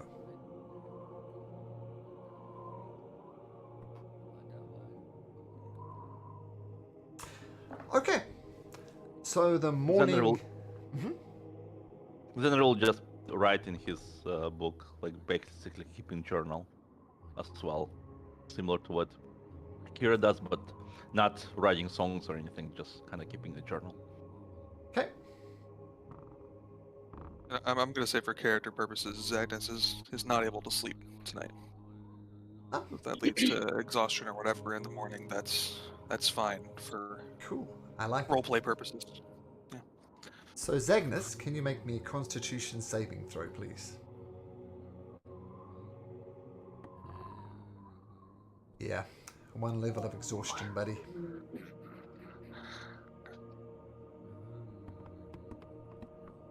What is Zagnus doing? He just can't get to sleep, or what's going on?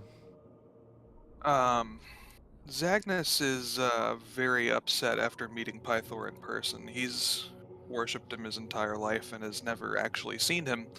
He was raised told that he was a Minotaur like himself, and he is upset that his entire clan lied to him. Okay. So with those... Yep. Does Zagnus actually is that noticeable that you're shaken up after meeting Pythor? I think he's been somewhat stunned since we were in there with him, yeah. Yeah. Estrella, I assume, will probably notice and will probably assume the wrong thing and say that, Pythor normally isn't like that. It's just, I'm sure it's because his daughter is being threatened. That's why he's normally like a better king than that. Don't take it as that being his normal behavior. Yeah, and I explained, yeah, the behavior aside, always a role model for someone like me that I believed he was like me. Gesture to my horns and hooves. Wow. Well, I mean, he is a god, so maybe he can look like you. Yeah, True. he probably has different shapes, and just because he's shaped like a human now, he could definitely still be someone like a minotaur such as yourself. Yeah, Possibly know. this is somewhat comforting to hear that.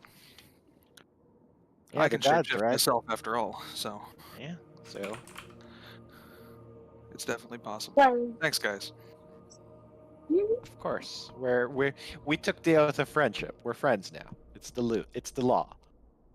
Literally. is it? Are we? Yeah, Is that what yes. happened? that is what happened. We are legally bound friends. Yep. Yeah, We I are think so. legally friends. I didn't know that was a thing.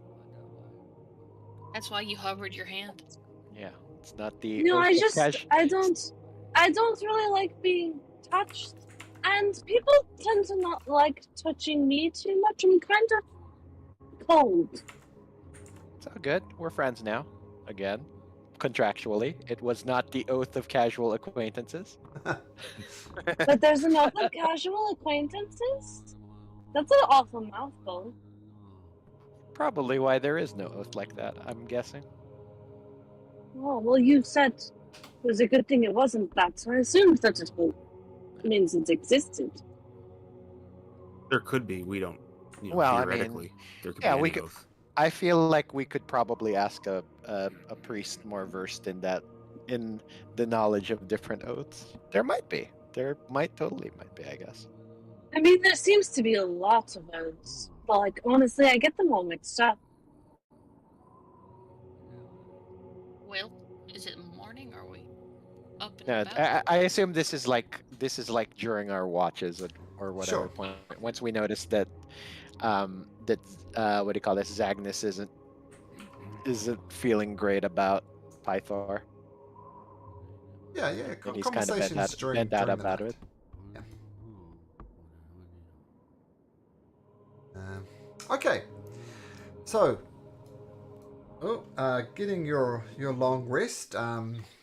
You wake up refreshed, maybe slightly concerned about Zagnus as he's revealed something to you about his past. And you continue that this trail is thankfully still fresh. I mean, it seems doesn't take a genius to think that probably these people went out drinking. They're still drinking all through the day. And you continue to follow along the river. And eventually you get over there. And the forest, it grows very dark around you with barely any light making its way through the canopy. You hear birds and beasts clamoring beyond every bush, and eventually the path you are following seems to disappear into the underbush. You emerge into a dimly lit clearing surrounded on all sides by oak trees. Suddenly, the forest grows quiet. And you Well, as soon as the forest grows quiet, I'm going to cast mage armor on myself. It's Okay. never a good sign when the forest is quiet. That is true. Good- You yeah, can it's a good, hear good call. something crashing through the brush ahead of you. A young girl burst into the clearing, breathing hard. Tears string her dirt-caked face. She looks stunned to see you. You, are you really there? Please help!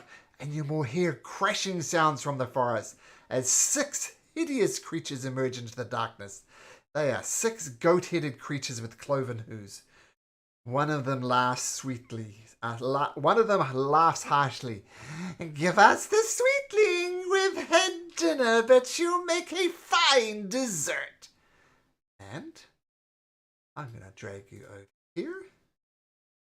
You guys are over here. And can everybody please roll for initiative?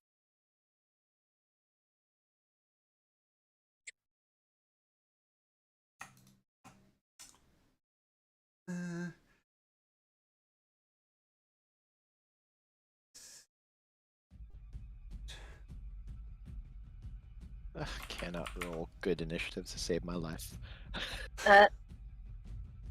Well, you are not alone.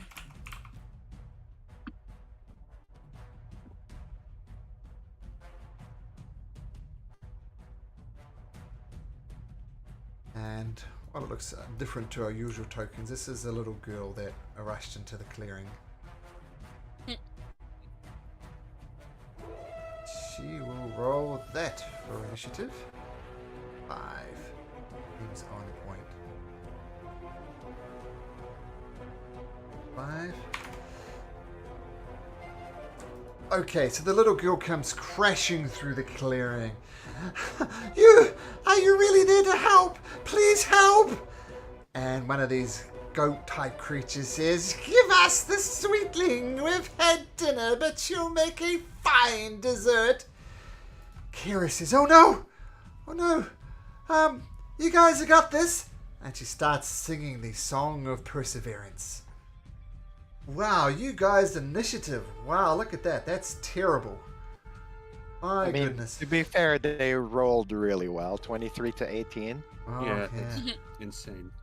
That sucks.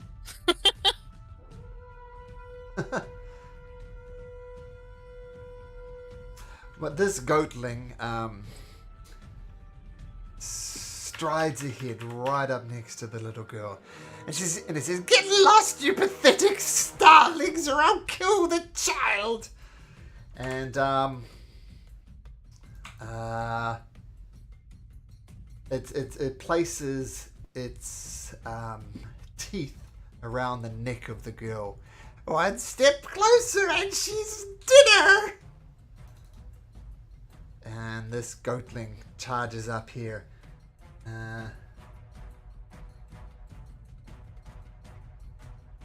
And I'm going to roll a d6 here to randomly determine someone. It is Xander.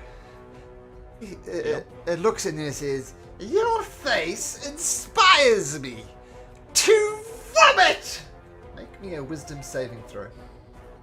Oh gosh. Wow, rude. Yep, you brush off the insult.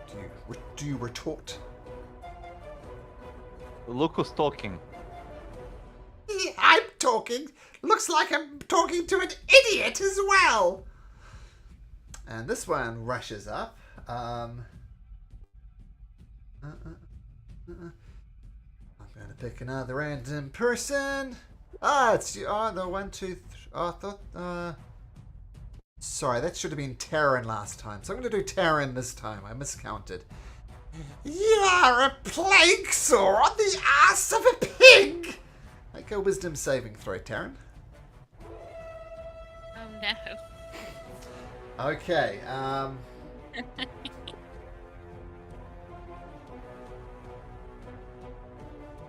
Okay, so you are really shooken by this insult. I mean, a plague sore on the ass of a pig? Not good, Estrella. And when it comes to your turn, we will see what happens. And You mean Terran, right? Oh, sorry, Taryn. Taryn, yes, Taryn. And for good measure, this goatling thing takes a sling and fires it at Taryn. With advantage, that's going to hit with a 23. And this little stone thunks you right in the center of the head. For 5 bludgeoning damage. I hit the ass on the pig! And this one, gonna dash over here, do something similar. Once again, a random person. 3, Magdalena. Board legs! Board legs! Board legs! I know, look, they have very hairy legs. Magdalena, same deal with you, please. Wisdom saving throw. Oh! Yeah, how do you shake that off, Magdalena? I'm fairly sure he can't even see my legs. Alright. Taryn, Shocked by logic. you are just enraged by this horrible insult this thing has thrown at you. You have disadvantage on all your attacks, and attacks against you have advantage. It's awesome. That rules. Okay. Let's see. I am going to.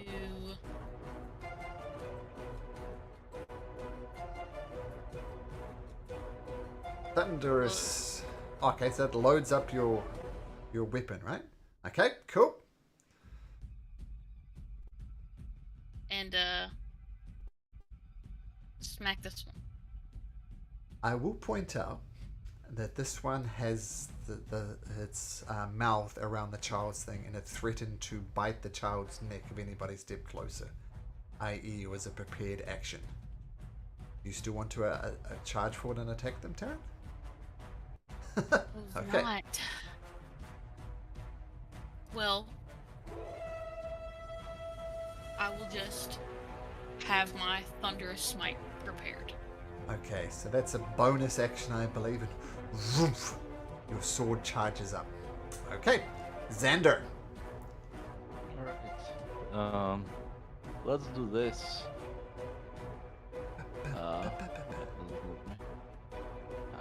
Hold on, sorry. That's right. Trying to drag something and it's going wrong. What are you trying to drag? An area of effect? Yes, and it's dragging like a whole bunch of stuff. Okay. a separate window. What 20 do you feet. want? I'm gonna cast sleep. Okay, so 20 feet square? Radius. It says radius. A 20-foot Basically radius. 20. I select point where I'm casting, and then creatures within 20 feet of that thing. Oh, that's why I had wrong thing selected. Okay, now I can move. You should be able to move that. Can't. Oh, wait, let me just change one setting, I think. What that is.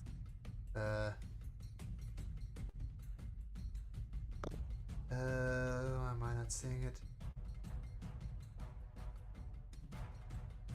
I mean, we can do theater of the mind. Basically, I'll put it the way so it encompasses all the creatures except Kid. Okay, it should Oh, work there you now. go. Should work now, yeah. So it should work like this, right? Okay. It says 90 feet range. So Yep, I so cast sleep. excluding the child and these 5 here. Okay, roll your hit dice. What will the 5d8? 5d8, yep. 5d8. 23. Okay, so your sleep spell goes off, and I'm gonna say the creature that has the mouth around it falls to sleep. Creature behind it falls asleep. Bzzz. Was it 23? This one here falls asleep. It seems it affected 3 of them, and that's dunk, dunk, dunk, dunk, dunk, dunk, dunk, and fall off to sleep. Nice. All right, I yell, "Child is out of immediate danger. Somebody help him." Or Hey. her. Sure. And that's it. My turn. Magdalena. Yeah, My initiative isn't in the. Who's missing initiative? Let's have a look. It was a 9. You just have to click your token before you roll it. No, I know, but it didn't work. I had clicked it, but apparently I didn't click it and it didn't show up.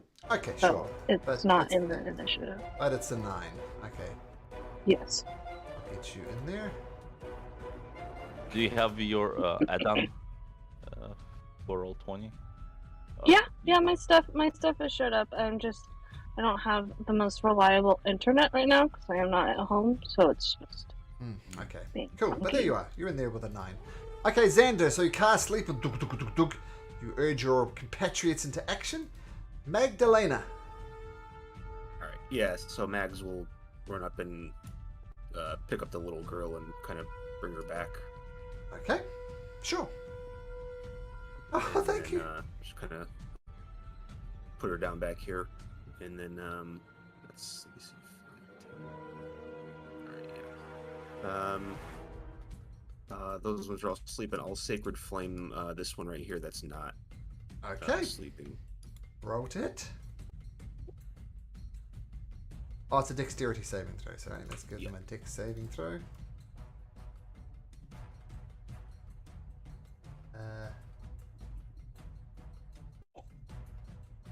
Okay, so with dexterity saving throw, advantage of this for reasons, and it passes. Says you'll have to do better than that, goat butt. Just goes behind them And misses. then just as a bonus action, actually no, I'm not gonna. I don't think it's really need a spell for it. I'll just kind of protect the little girl with my shield. Okay, standing over her, very good. Another goatling emerges. Some of you will probably be able to see it.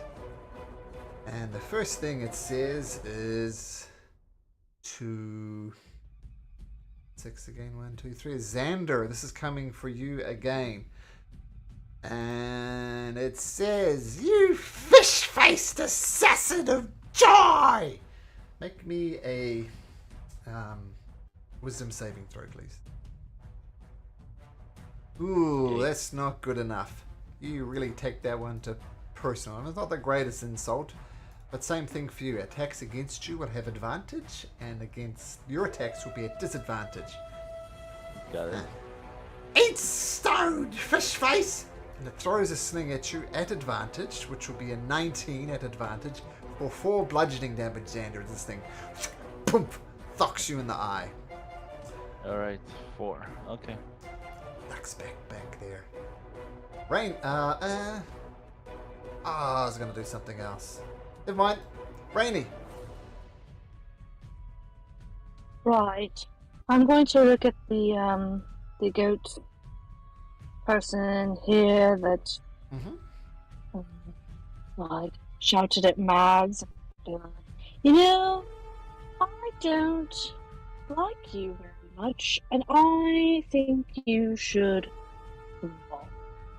And I'm going to cast Command Okay. on the Okay. Wisdom. using one freeze. Okay. Ooh, he rolls a natural 20. He refuses your command. Try again, fish face!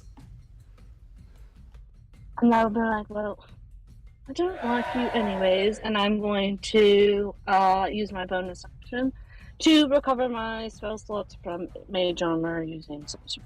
Cool. Nice. Okay. Estrella. Finally. Let's see. 10, 15, 20, 25. Uh-huh. Gonna hit with advantage using Maul. Okay. I'll use Great Weapon Master for that. Okay. 11. 11 misses.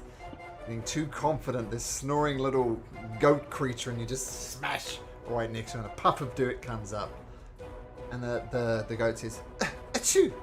As the dust goes into its nose. Stays asleep, but that's a miss. Bless you.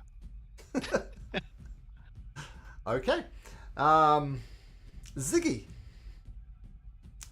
Ziggy will, knowing that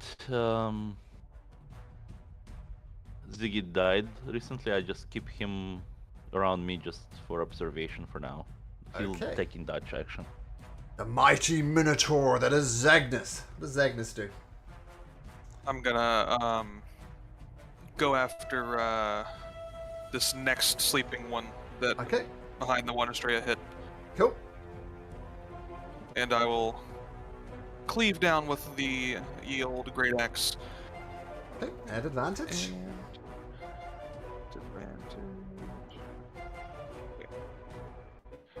Beautiful, didn't matter. 14 does hit. Oh, nice, good. And so then I will do my divine smite Ooh, okay. Load it as up. well. Just make sure I'm reading this right. So I do my normal damage and then an Plus extra 2d8. That's So right. If they normal were damage undead, here. you'd get more damage, but they're not undamaged. No, not undead. So 16 slashing damage. That's an amazing roll. Oh, is and that- then why is it not clicking? Here's my radiant damage. Ooh, ouchies. So, yeah, you just cleave the snoring goatling in two. There is now 2 half goatlings. You just cleave it in half. Absolutely, just smashing it to pieces. Well done, Zagnus. That's amazing. And that is all. Oh, that is enough. Little girl grasps her arms around your leg, Magda, and says, "Don't leave me, please, please don't leave me." Yeah, we're not gonna leave you. Thank you. This goatling is gonna kick this goatling and says, "Get up, you lazy bastard!" And that guy is going to wake up, albeit prone. Oh, what's going on? And then he points at you, Zagnus, and says, "Your face inspires me to vomit." Zagnus, make a wisdom saving throw. Nat 1. Yeah, that really stung, Zagnus. Our attacks are now at disadvantage, and attacks against you have advantage. Vomit face! Kind of ducks around here out of sight. To some of you. Okay. Kira's saying, well, this is not going terribly well. You guys need to have thicker hides and not be so insulted. And she continues to sing the I song don't know Perseverance. what you're talking about. Because Yeah, one I'm fine. snores. Bzzz. Now this one stands up and says, Oi! You put me to sleep? You're a slack-bellied slumpfish. And is going to try and insult Estrella. Estrella, make a wisdom saving throw. Ah, man. Thick hides indeed. Very hurtful. Very hurtful. Very cutting. Says, yeah, eat rock! Throws a sling at you at advantage. Hits with a 24 for 5 points of bludgeoning damage. A sling docks you right between the eyes. And ducks around here. This goatling is dead. Won't have a turn.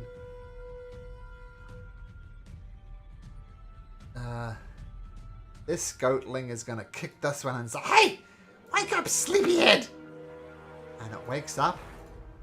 And then he sees Estrella, the large form of Estrella, and the large form of Zagnus, and says, ah, shit, bugger this! And takes off. Zagnus, you can have an attack of opportunity if you wish. With disadvantage, yeah. Yes, Okay. disadvantage, yep. There we are. Ooh. Can't hit me, na na na na na. Darren. We'll see here what I can do. So I have no thunders, so okay. So I'm gonna try to hit with my rapier. Am I still at disadvantage? Yes. Okay, cool. Oops. Yeah, that's super awesome. Yeah, I did the great. stinging words. Yep, getting to you, Taryn, getting into your head. Xander, you are still feeling the same type of insults deep in your heart. What do you do? Sorry, I was talking to myself. Center is not happy, but he will try to get better view of attackers here. Uh-huh. Actually, here. And then he will cast Mind Sliver on this guy over here. Okay. Intelligence One saving for- throw, is it? Yeah. DC 14. Only 1 point of damage though. So I do get advantage on this. And I rolled a natural 1 and a natural 6 on the die. So he's going to fail and take 1 point of psychic damage. Does Mind Sliver do And- anything else? Yes, it does. It gives them disadvantage.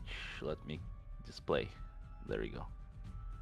Oh, it's minus 1d4 1d4. in its next saving throw. Yeah, I'm sorry. Yeah, not disadvantage. 1d4. Correct. Okay, so we'll note that on that one. Says, oh, that's really mean. You bum You face! deserve it. Bum face! Magdalena. Right, I will toll the dead on the one that he just mind slivered. Okay, So so, one damage really working out. well, Yeah. he is... Maybe we can add 4 on top. Well, here's the thing. He gets advantage on wisdom saving throws. But, he gets a minus d4, which is going to matter. Because he rolled a 15. So, needs to make it way down to 12. So that's another 3. So Magdalena, roll me a d4 and roll me a 3 or 4 on the dice. I'll take Yeah. a 3. There you go. Damn. Oh. Nice. Okay, so the 15 gets reduced to a 12, which succeeds, and Toll of the Dead rings out and said that no, and his head explodes, falls to the ground, defeated. Get out of here. Yeah, that Mind Sliver was the difference. Well done. Yeah, hell yeah. That was nice. So I really, really killed that other guy then, if that's the kind of HP. Yeah, I was like, huh, all right. Mhm. I guess Spoiler Great Weapon alert. Master was Yeah. an overkill. 5 HP. Well, there's still one down there, so somebody else can maybe give that one a 5-er. Magdalena, do you stay there? Yeah, I'll just hang out here for now. Well, they got this kid hanging around your leg in the way that kids do. Okay. Yeah. This goatling says, your faces looks like putrid jelly! Since you're already affected, Zagnus, we're not going to make you roll. But he's going to fire a sling at you at advantage and rolls a 23. Whoosh, whoosh, whoosh, thunk! Right on the side of the temple. 5 points of bludgeoning damage, Zagnus. Rainy! Right. I'm going to skip up a bit because I can't see anything. So I'm going to go 5, 10, Watch the rock. There's a rock there. 15.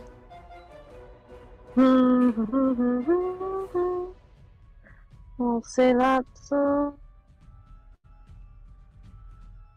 my movement 30 to get to there because I think it's difficult terrain to move through another person's space.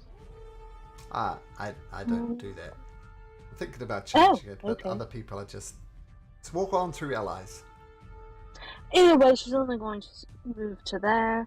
Hey. And then she's going to look at the one guy in front over here. She thinks that's the one that threw an insult. And she's just gonna throw a little ball of fire. She's like, you really shouldn't insult people, especially people that can throw fire. Hey. Throw fire.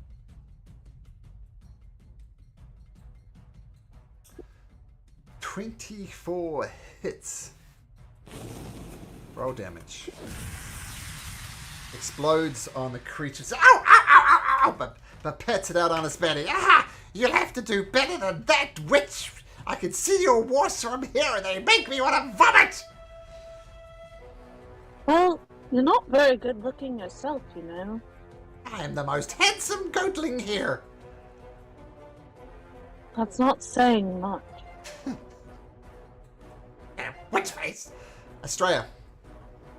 Damning with faint praise. All right, let's do this. 5, 10, 15, 20, 25, 30. And they already have advantage on me anyway. So let's go ahead and get reckless. Reckless. Okay, so for you, this is a straight roll. Yep. Shoot. Actually, this guy first. Okay. First, in fighting words. Mm-hmm. You, I think that kills him. you can't hit me with that. You're as blind as a... Yep. All there it right. goes. And that triggers my bonus action attack on this guy. All right. Australia is going to... Oh, my goodness. No, do nothing. Oh, wow. They were looking so cool there, Australia. But regardless, you cut down one of these things with your mighty maul, crushing its skull. Little bits of brain matter and skull fragments appear. Ziggy. I yelled to Ziggy, "Hey, Ziggy, scout ahead to see if there's any more of them," and I'll have him basically fly and check out if there's additional. If there are, he would probably just like scream as many as there are, like 1, 2, 3 or so. Okay. And I've just given Ziggy vision. And I believe owls have dark vision, so you can look through Ziggy's eye and you can see what Ziggy says. So do with that information what you will. Zagnus. Ziggy yell. Yep. Ziggy screams 3 times. Woo! Woo! Woo! So I'm going to, let's see, 5, 10, 15, 20. So if I can go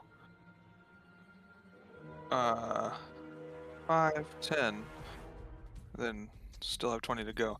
So I'm gonna walk here and then look over at this guy. Uh-huh. And the hatred of my insults, anger building, and I'm going to use my bonus action to cast polymorph at my racial trait and turn into a bull, transforming into full bull. Okay. and then charge 20 feet at him and make the horn attack. Okay. Now, Straight line. yep, cool. Now, if you want to, Zagnus, if you want to send me some artwork of what your bull form looks like, I can create you a multi-sided token so you can switch between the looks. Okay, cool. I'll do that before next week. Cool. Okay, but bull form now charging. Mhm. Yep. And it'll make a horn attack. I guess I'll have to do a custom roll here. It'll be +5 to Okay. this hit. Ah, that's no good. There's this great big build up. You see him turn into a bull form, man. I'm gonna fail. Oh no. You think I'm threatened by your horns? My horns are twice as big as yours. You know what they say about the size of one's horns? I'm gonna try to retort, but it's just a loud moo. Loud moo. I love it. This little girl continues to just, you know how kids grab around the leg and very tightly refuse you to leave. Don't leave me, miss. Don't leave me. The Scotling's gonna die. Kira says, wow, you guys are doing great. Keep on persevering. The Scotling's dead. Get out of the initiative order. This one. You want to see real horns? This is how you do a horns attack, cow face. And actually, the creature is gonna bite you. It's a charge for the horns, but at the last minute's turn and just bites you. But first, it's gonna look at Rainy. Say, you over there. Your face inspires me to vomit. Rainy, wisdom saving throw.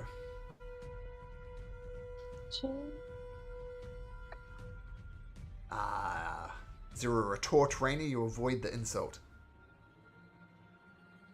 You know, I don't. What did you say? I said your face inspires me to vomit.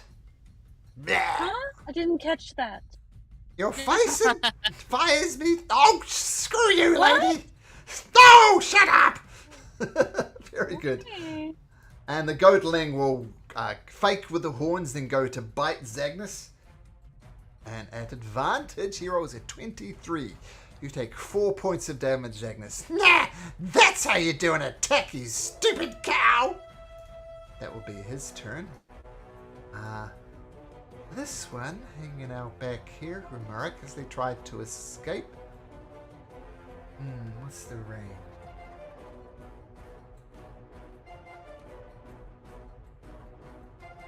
It's gonna try one more time to get under Rainy's skin. You're the plague sore on the ass of a pig! Rainy, wisdom saving throw. Well, that's fun. 10.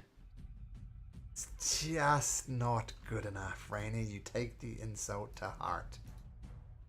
Finally getting Well, through. shit. Eat stones, you plague sore! Fires a sling at advantage. Oh, rolls a natural 20. The DM cheers. I am going to cast Silvery Bar. Okay, I will roll again. And this time I roll a 23. I mean, that still hits, but it's not a natural 20. It would have done 8 damage, but this time it does 5 damage. And by the way, when I was rolling with advantage, I rolled a natural 20 and a natural 1. So I'm glad it wasn't disadvantage. But regardless, with the re-roll, it's a 23 and 5 points of bludgeoning damage as a sling hits you square between the eyes. Taryn. See. Takes a couple steps back. Okay, yeah. Can't do anything from a distance, so that's all I've got. You want to dash? Do you want to...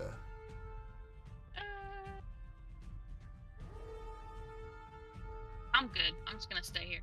Okay. So Zagnus, you can't in fact turn into a bull? No, I can't. D&D Beyond had that on my sheet from the get-go, but I just pulled up the player's guide, and that is a 5th level ability, so that's my mistake. Okay, well, we'll just let it ride for now. But that's cool. Taryn, you rush forward as the goatling scampers away. Xander. Alright, Xander will move a little bit closer. Say like, excuse me, excuse me, excuse me, excuse me. And I will cast Firebolt at this guy over here. Okay. Ooh. Roll to hit. The damage. Oh. Okay, how... Disadvantage. Oh, it's a disadvantage, so I need to recast, right? No, It's you click rolled on- the damage without the to hit. Oh, got it. Okay, I was wondering, like, it looked So wrong. 15 hits, but it's a disadvantage, so roll again. Nah, 15 does hit. So 10 points of fire damage as the firebolt whoosh, shoots through the forest and the goatling runs around. Ah! Da, da! You definitely deserved that one. Da! And eventually stops running and he dies, a ball of fire. And you hear this one go over here. Ah, shit! Magdalena. Okay. All right. We got to move up a little bit, kid. So drag him up along this. Drag her up along this way. The kid tries to stop you. Ha! And rolls a natural 20 using its kid strength. God grapples you. So make an athletics or Kyle. acrobatics and beat a 20. I'm. Just be glad no one's watching this. Well, you still might make it. Oh, no! Oh, you go, get right back. No! Don't leave me! Don't leave me! You got wrestled by a child. Alright. Just ready in an attack if anything comes near me. Okay. Wow, yes, you got owned by a child. I can be a real ass and just teleport and leave her here, but I'm not going to do that. Oh, bless your heart. Okay. What's going on here? Oh, you were standing right on top of it. I'll just move this guy over here. That one's dead, isn't it? It's dead. Is it dead? Oh, yes. Okay, so you get out of here. So he won't get a turn. Rainy will get a turn, though. Alright, well, Rainy is gonna step up a little bit. I didn't mean those Probably insults. stand right on top of this dead guy. No, You guys no. got this. Oh, your beauty inspires me. You're the most beautiful creature I've ever seen in my life. Who's saying that? This Scared goatling, one. the one remaining goatling, and it even drops to Why? its knees and says, "No, your beauty. I praise your endless beauty." Well, how about it's time for you to see my light? I'm going to cast Guiding using Ooh, my free one at the stupid goat. it's still a I disadvantage. know it's a disadvantage. Yep.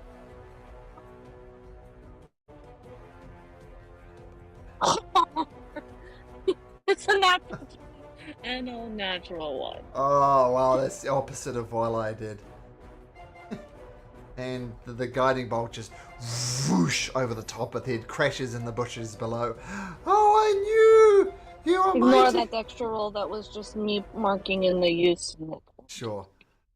Yes, your beauty. You stupid cow, you can't hit me. I mean, praise be to you. Australia. Oh man, It was, he said stupid cow. Did he say stupid cow? He did, but then he took it back. Oh, but I still have my movement. Okay? And he said stupid cow. Mm-hmm. So she's going to rush up to him and get ready to manhandle him.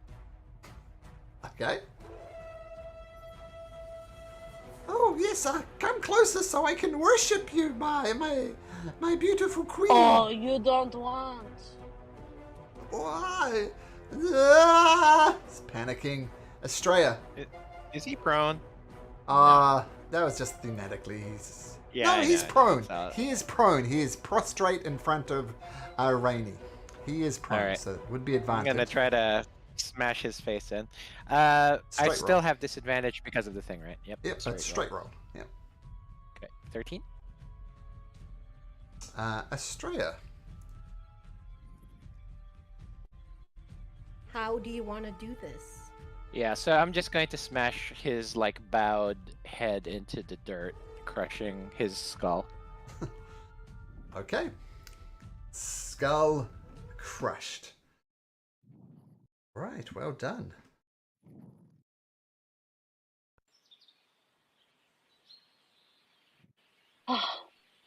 Man, I mean, good job, but Straya, he insulted my beauty. I really wanted to hit him. I mean, one of his friends. I think at this point they pretty much insulted all of us. So, you know. I know, but he insulted my beauty. Maybe we shouldn't have killed them all. Whatever. Well, I mean, they're that's what they're we- about to kill this kid, so Yeah, no. not a huge loss there. I feel. And then Rainy will look down and she'll see like the mud and guts at the bottom of her skirt, and she will just start going, "Oh, gross! I can't look like Yeah. this," and start prestidigitizing herself, all nice and clean and sparkly. Cool. Yeah. Where is Max? And back Oh, here, she she like was planted her manhandled by the planted her giant back back foot there. and got into this stance, and I couldn't move her. Yeah, I'm gonna see it. I'm just gonna. Hey kid. Yeah. That's really great wrestling technique. I Yeah, approve. good job. They're all dead now. You're safe. So Yeah. we can calm down and we can move again. Oh, okay. Thank you. I feel like she was probably varsity wrestling when she was. Yeah, maybe. What the hell were you doing out here, anyways? As we're walking over to the group. Just for reasons, can you guys just not go down here? I'm just doing something a little wacky with the map, so just stay where you are, but we can have you thematically walking Sure. through the forest. Just for reasons. Okay. Yeah, no worries. Oh, So yeah, so where are you from? Why did these like goat guys have you? Well, first of all, she's 10 years old. So if she was on the Vastly wrestling team, she is a world champion. But of course, no one saw that, Magdalena, but that's fine. Thank you so much for rescuing me. My name is Coroner. It sounds odd when the DM says it out loud, but my name is Coroner. I'm the daughter of Theracles, who works the vineyards back in Astoria.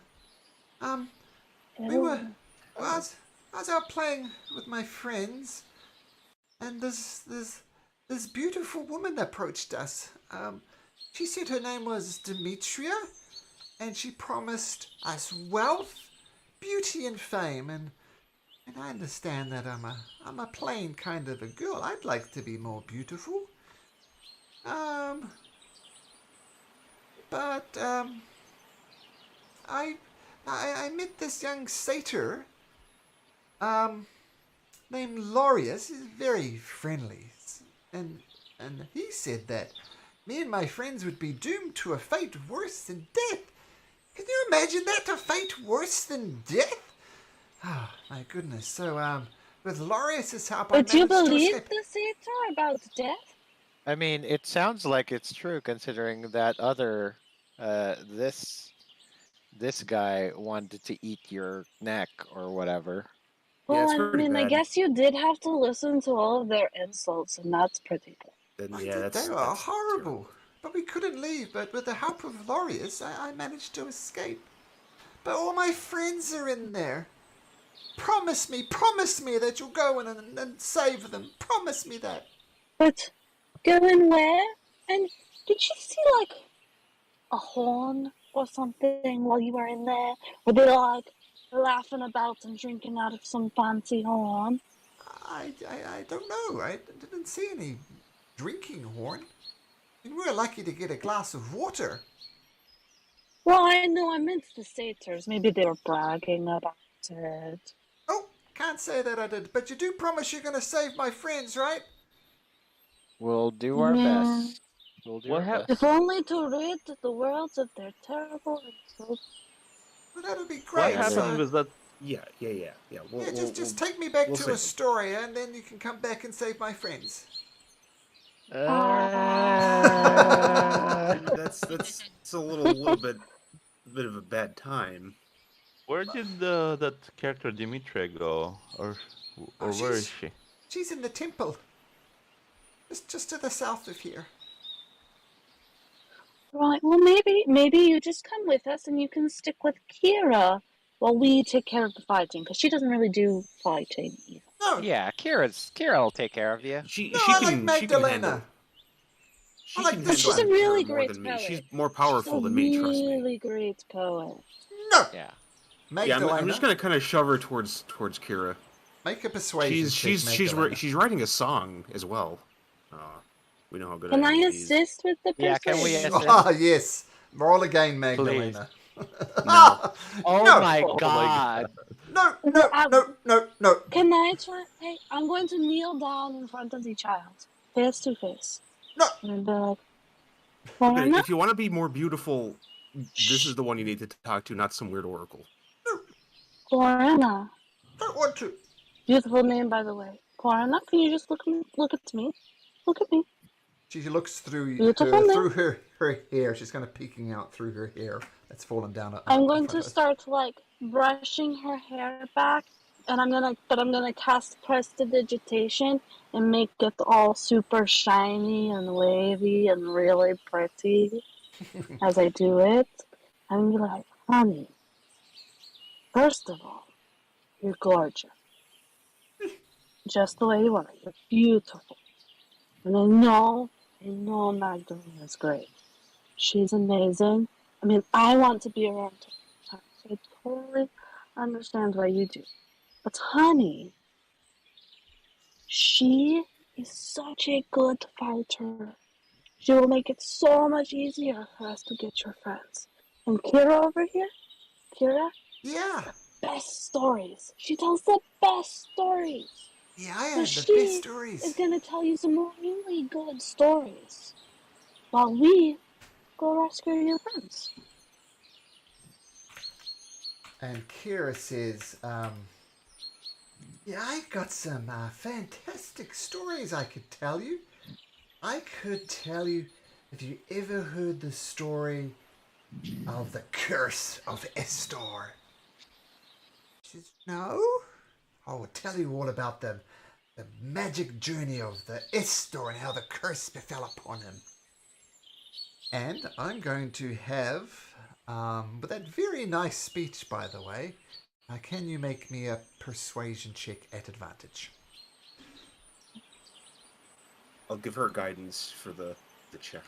Okay, and there's some prestidigitation happening here. Ooh. I'm going to click my pretty prestidigitation guidance button that I made the other day. Oh, look at those pretty sparkles.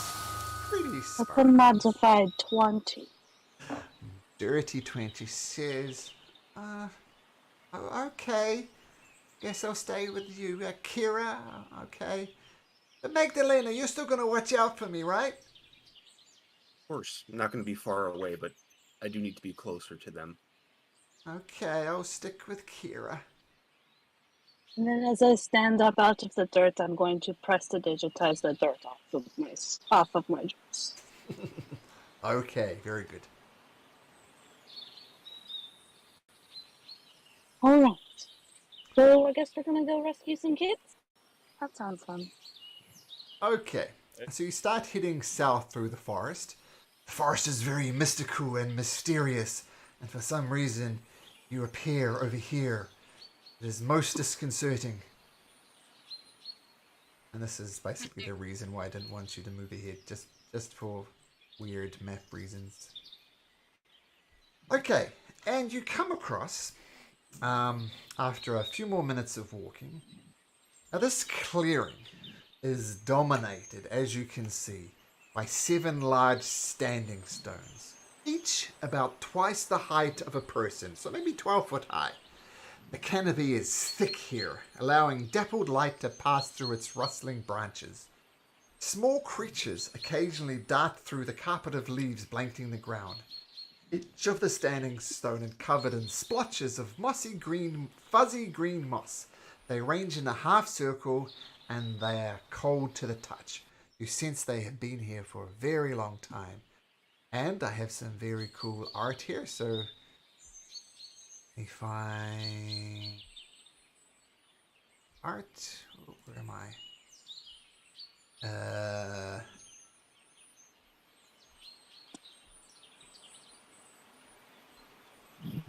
While we were walking, Sanderville mentioned that the Oracle did mention Dimitra to me.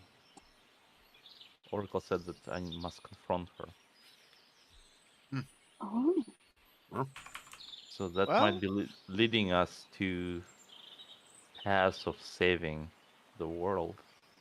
It sounds like we're about to do the stuff you needed to do anyway. So, Yeah. hooray! Yeah. That's nice. The Oracle just told me. Well, the Oracle told me something very different. I don't. I just want Hmm. everybody to be ready. This might, if we do end up fighting, I would assume that would be a much stronger opponent than those god people. Yeah, most likely. Well, it's fine. Do we still have disadvantage on attacks, No. or is that No, you don't. gone? And I gave up finding the art, but I took a screenshot of it, and I'm just going to put it in... sorry. Malcolm's rolling a natural 1 on his ability.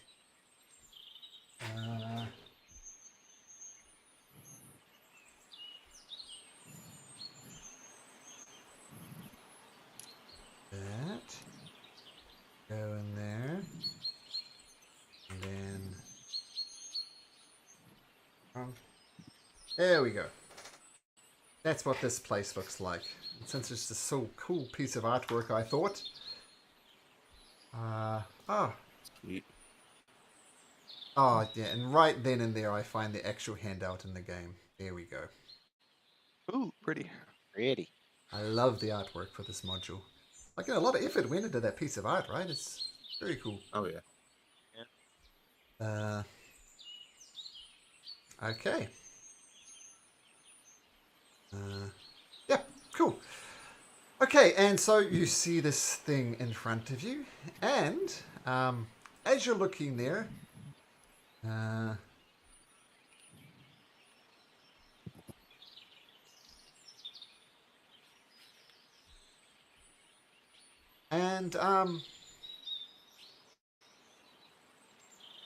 there's a squirrel, teeny tiny squirrel, that is jumping back and forth from these stones.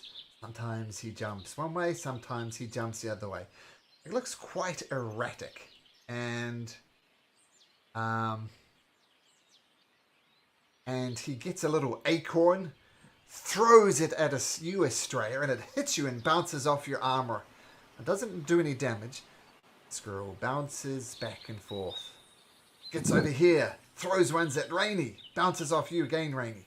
It's kind of annoying. Then he comes over here. Like as soon as he throws one at me, I'm just going to pick it up and throw it back. Okay, make an attack roll.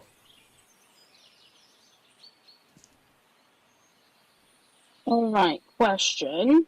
Mm-hmm. This is a dex-based attack, Sure. or what kind of attack? You can just make a dexterity check if you like.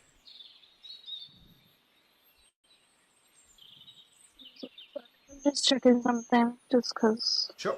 I have a thing that allows me to do attacks with my charisma, but I think it's just it's just to melee attacks. Okay. I will just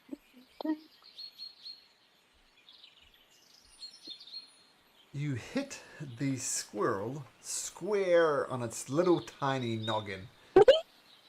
And it has 1 hit point, so what happens is the little squirrel falls off its perch, lands on the ground, and it transforms into this gnome creature. are covered in leaves. Its robes is made of branches and twigs.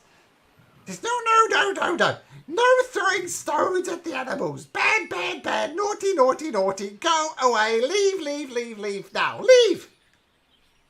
Well, I mean, you threw it at me. I was only returning the favor. I was protecting the temple. You did not take the hint. But now What do you mean? Hercus, I just was admiring the beautiful temple, and you hit me with acorn. I'm protecting You the hit all temple. of us with acorns. I'm protecting the Conversation temple would have from people like been a little you. better. Leave. What do you mean people like me? People What's wrong like with you. me? I'm pretty great. You're not wearing leaves. You do not worship nature. I can tell.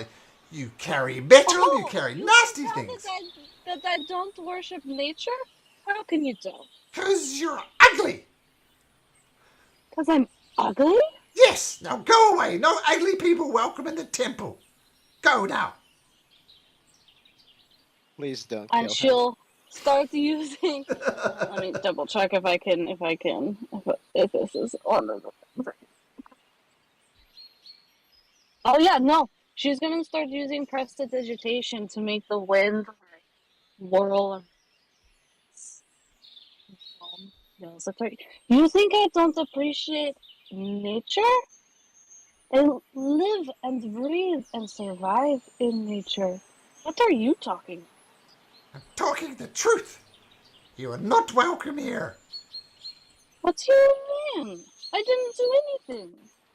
I made all of my own clothes. Just because I made them nicer than you doesn't mean that I didn't just use nature to make them. Nicer than mine? Are you kidding me? Mine is at very once with nature, and it's just proving to me once again you are not welcome here. Leave. My name is Hercus, I just by the way. start sending puffs of wind at her. They don't do any damage. It's just wind poofing in her ears. Very annoying. Right. She returns the favor, and little puffs of air start blowing you in your face. See? Anything you can do, I can do better. Well, first of all, I like the wind, so it's fine. But you don't seem to. And isn't the wind part of nature? Oh. Let's see if you can do this then. And she taps the ground. Little twigs and branches go up around her and encase her skin, and it looks like her entire skin is cased in bark. See? Not worthy. I will make my mage armor visible, and when it becomes visible, it's like strands of air just wrapping around all of her skin. And she's like, I can do it too. Yeah, yours is air, mine is bark, mine is cooler. Regardless, please What go. are you talking about? Air is the effect. Please You go. need it to live. Please go. Yeah, the bark is pretty cool. Well, if you say that to Rainy, we might have. Rainy? Yeah, whoever Rainy is, you need to go as well. No, I didn't say that out loud. I was just saying on the... Because she said she thinks. I was like, if you say it, there Okay. might be some issues. So, leave. You're not welcome here. You know, if you didn't have air, you would die. Wow, that's I feel like we could, at this point, we could just like continue to walk through. Yeah, at this point, yeah, we're probably Yeah. just gonna keep. I going mean, you through guys that. can keep doing that, but Rainy will sit here and argue. No, until then. no, stop. I'm just gonna keep going. Don't make me hurt you. Bye. Stop right there. Roll I initiative. could say that. Okay. Stop right there. Thank you very much. Yeah, that's about right. Here it comes up. Girl stands close to her. She'll just act on her turn. Did everybody get into initiative successfully? I need to roll it. Sure. Interesting. Rainy, look at that. Ziggy as well. Okay, everybody's in there. And she said, I warned you. not to come any closer, but would you listen to me? No, you didn't. And she had a prepared reaction for anybody that passed by her. And that person that passed by her was Magdalena. So I'm just going to move you, everybody, back just a little bit. Step back as Magdalena led the way and Karen got there. So actually, I'm going to make it a 50-50. 1 to 3, it's Magdalena. It's Taryn. I warned you, do not stand a step closer.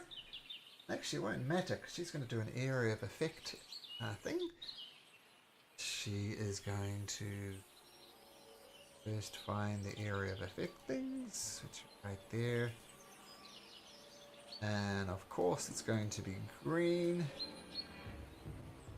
Oh, look at that. Beautiful. Beautiful. Gorgeous. Everybody in that area, please make me a Constitution saving throw. Oh. Okay. The DC is I have 12. the perfect response. So If Taryn, oh, we this need is one. what I think it is. Ziggy. Ziggy needs to make one as well. Yeah, I just did. Okay. Failed both. Both characters.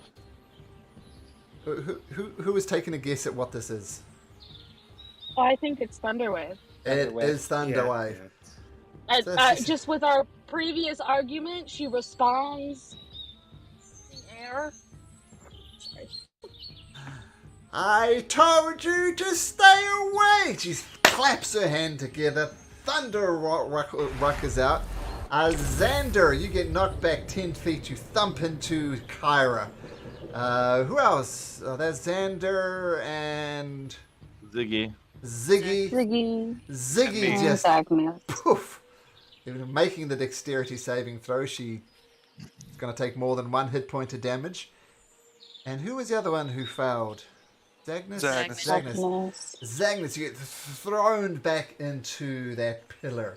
Magdalena and Taryn, you're strong, you stand there. So those who fail the saving throw can take that damage. Oh, terrible. And those who made the saving throw will take 2. So it's either 4 or 2 points of damage. So See, I told you that air is awesome. that is the power of thunder! Boom! Which is the power of You owe me 10 gold. See? See, this is why you I don't also deserve to did. be there. Gold, you care nothing but for gold. Taryn. Okay, gonna bonus action turn on my Thunderous Smite. Oh, nice. Yep. Attempt to hit her. 15 with her bark skin. That misses. You swing and a miss, and it just carves off the side of her bark skin. See, nature protects me again.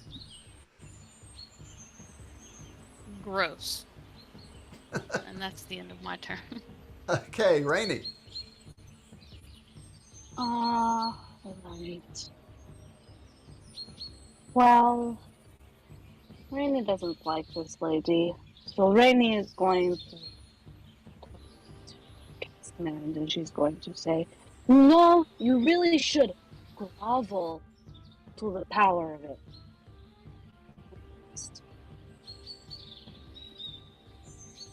Command. Okay, wisdom saving throw. No noticeable bonus is this, but a +2. She fails. So what did you command? Grovel. So on her next turn, she will go prone on the ground in a kneeling position, and she's groveling. Okay.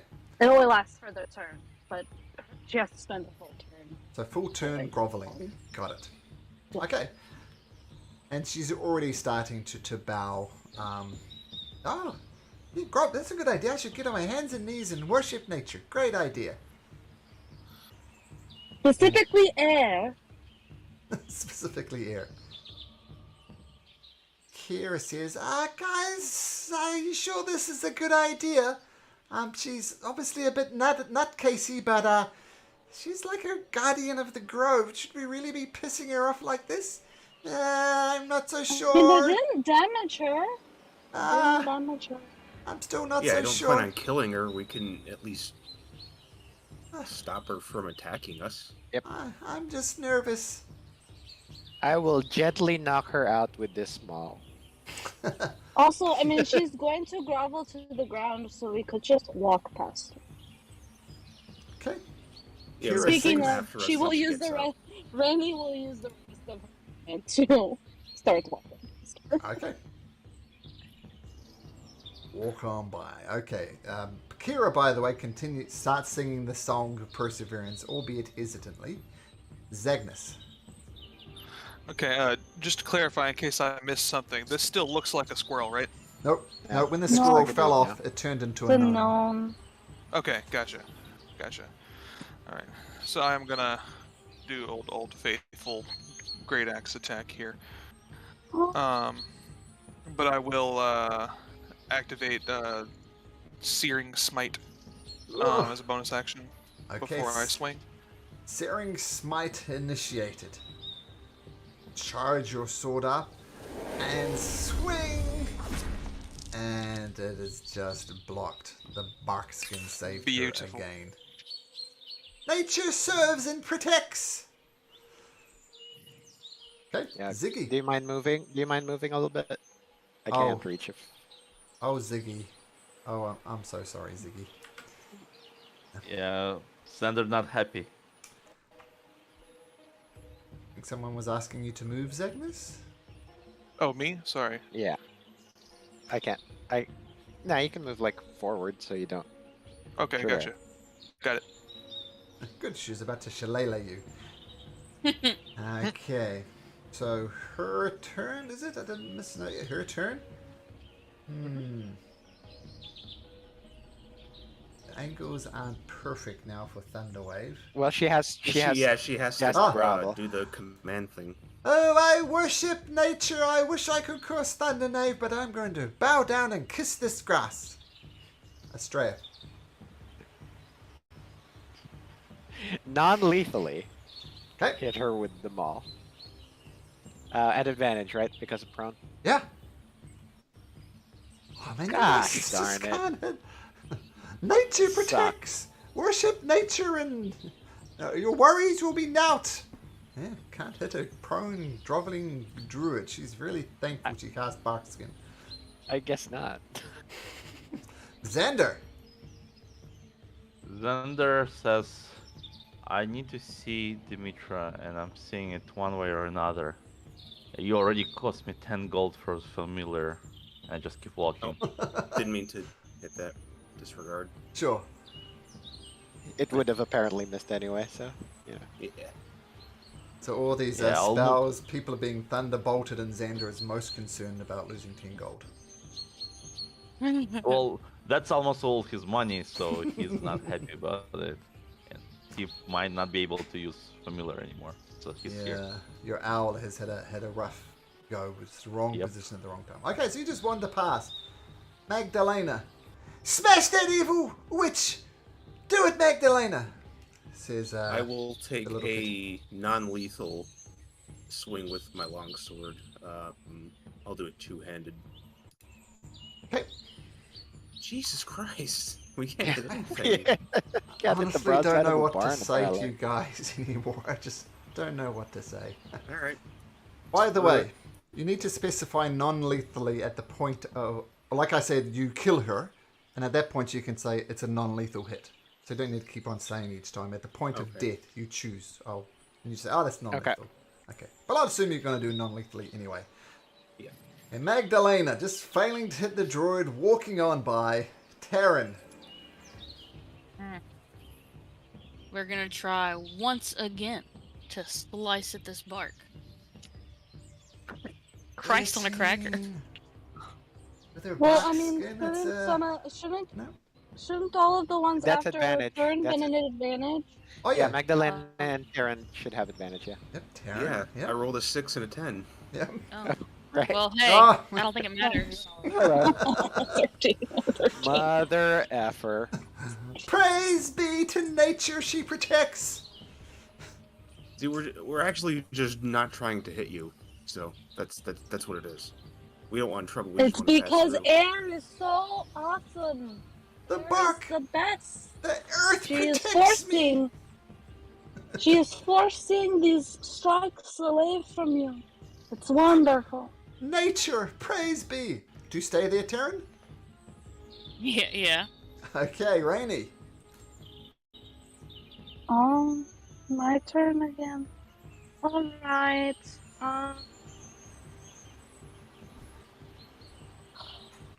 Seeing all of this happen, she's gonna take one step Mm-hmm. up to her, and she's going to cast Booming Blade and try to stab the lady. Okay, at advantage. Surely not. Surely this couldn't fail again. Is Malcolm just setting Taryn up? Double twos. Double twos. Oh man, I'm just gonna start hitting you guys with the fail sound. This is just ridiculous. Bark too powerful. Praise be to nature. Stay there, Rainy. Oh no, I'm going to move away. Okay. I'm gonna keep walking past her. So far. Kira wanders up and says, "Wow, nature really is powerful. That is awesome. Did you see Kinda that, is, kid? man. That's amazing. I'm gonna stop singing because you guys need all the druid needs all the help she can get. This is just ridiculous. I just want to see how this pans out. Zagnus." 9 attacks in a row. Well, maybe it'll be 10. Let's see. get those numbers up. Roll again. That does hit. You have advantage. It might be a natural 20. Ooh. Nope, but a 16 hits. Somewhere the gods cheer for you. Okay, so Roll here's damage. my normal damage. My axe is still engulfed in flames.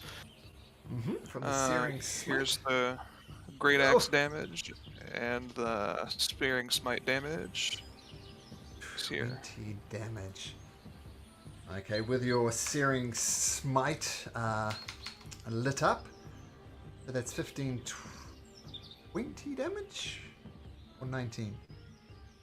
19. 15 Nine. from great axe 4 from Okay, so the 19 damage. So you fire up your axe and whoosh, come down and hack into the creature. Ugh, ow! Ow! Ow! Ow! Ow! Ow!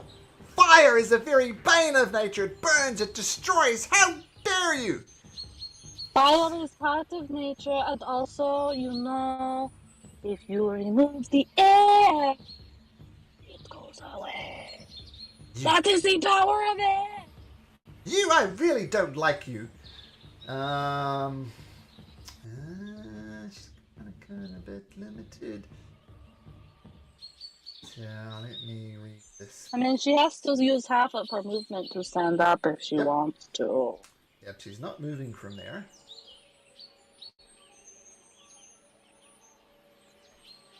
Will you all just get away from me? And she casts Thunder Wave again, targeting you 3 people.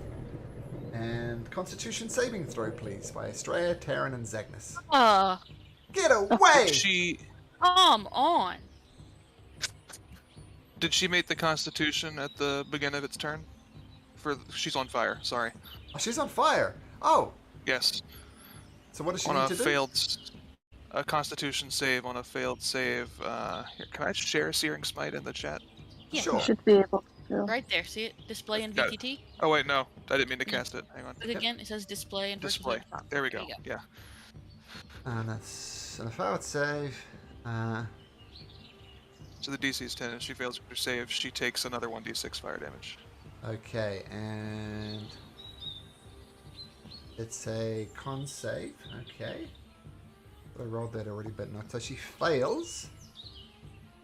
So takes on a failed save. At the start of each turn until the spell ends, the token must take... Okay, so roll a d6, and she'll take that damage. Barkskin isn't concentration, is it? Okay, she takes another 4 points of damage as she's on fire. Well, it's just typical, using fire to burn, burn, burn. Get away from me. Boom. And she casts the Thunder Wave again. What's our con saves? Taryn, you fail. Australia, you succeed. Zagnus, did we get one from you? A 10? Or Nope, don't not know? yet. Okay. 17. 17. Okay, so she claps her hand together. Thunder echoes around the forest. And, oh, look at that. 14. So Zagnus takes 7. Oh! Ha! And Australia, 7 as well. And Taryn, 14.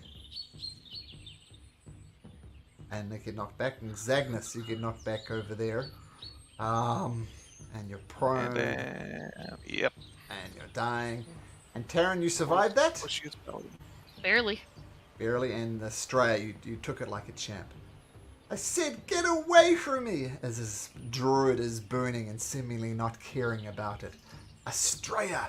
Things have gone bad from this druid. What do you do? Reckless for advantage and then attacking. Sure. Gosh darn it. There you go. Australia. It's non-lethal. It's How not do you lethal. want to do this? Non-lethally. I just knock the wind out of him and just make sure he's unconscious. So it's sort of like sandwich, like basically hit him in the stomach, so he's sandwiched between the maul and the stone pillar, and then just hopefully try to, like, while he's gasping for breath, just like punch him in the face to knock him out. Okay, nice. Now, Zagnus is still out. We're going to continue with the initiative order because Zagnus is dying. Xander, what do you do? Oh, wait. How much damage did you take? You took 14? No, you took 7. I took 7. Oh, Kira For me, stopped Zagnus? singing. Kira stopped singing because she thought it was amusing. So there's no Song of Perseverance, so just ignore me. Xander, what would you like to do? Well, seeing that she's disabled right now, and party is staying, I'm not gonna continue it into the temple. But I'll just stand and ready just in case firebolt if it turns into bad situation. Okay. So I'm just observing. Zagnus is out. Zagnus is out. Zagnus is dying. Oh, Zagnus is dying. Okay, never mind then. I'm gonna. Sorry, I'm like. Okay. Xander's very chill about that. I'll feed a potion to Zagnus. Yep, that will take your action, but that's not a problem. Yep. So 2d4 plus Yeah. 2, Xander. 2d4. Where's my inventory? Here. Potion of healing. 2d4 plus 2. Ooh, that's almost minimum. But regardless, you feed it into Zagnus and you kind of have to massage his throat a little bit so he'll swallow it, but swallow what it does and you come back with 5 hit points, Zagnus. Very nice. I'll look up and say thank you. Sure. Magdalena, do you do anything special on your turn? Just coming up here and I guess like we could try to. Do we want to try to tie him up, or are we just leaving? As you're actively maybe taking tie an him out. interest in the druid, I will point out the druid is on fire. Not Okay, anymore. My I'll- concentration ended when I died. Oh, so it's not on fire. Damn it! I was going to have it burned to death. Okay. Punishment. Now, magic fire. Okay, so No. she's not on fire. Okay. If you want to tie her Yeah, up, I guess I'll just I'll try to tie him up. okay, make me a survival check. And now that she's not on fire, it doesn't really matter. We can drop out of initiative order. All right. Can I Tie use her up? guidance on myself for that? Yeah, you can. I'll assist. I'm proficient in survival, so I should be able to help him out. Should be fine. So 22. Okay, so I have this creature bound.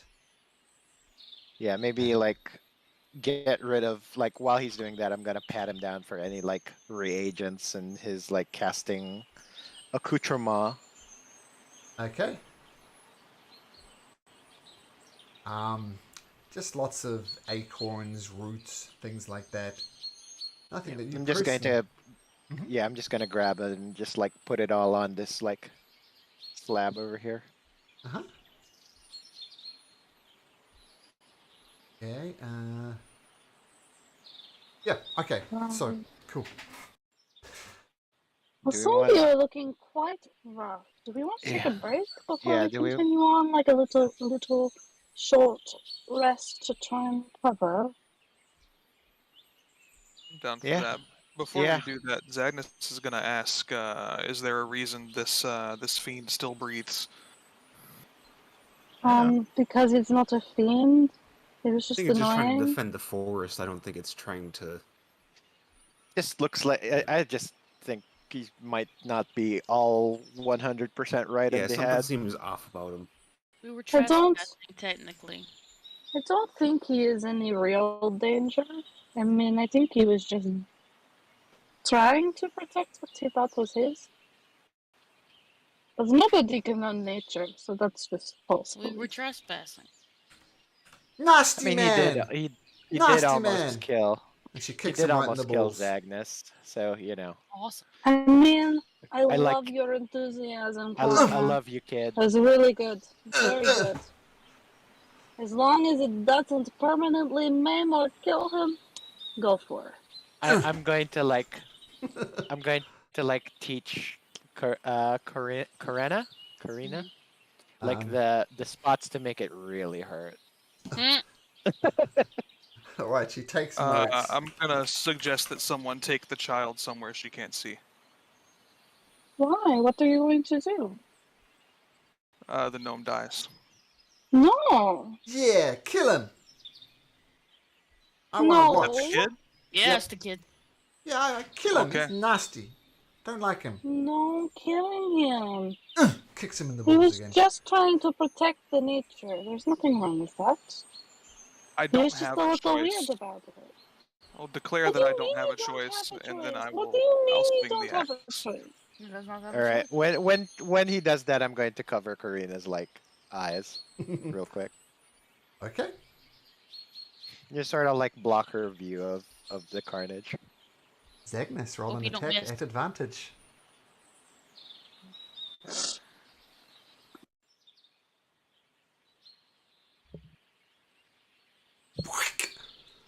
I Just, swear to Only God, a if thief. that had missed, it would have been funny.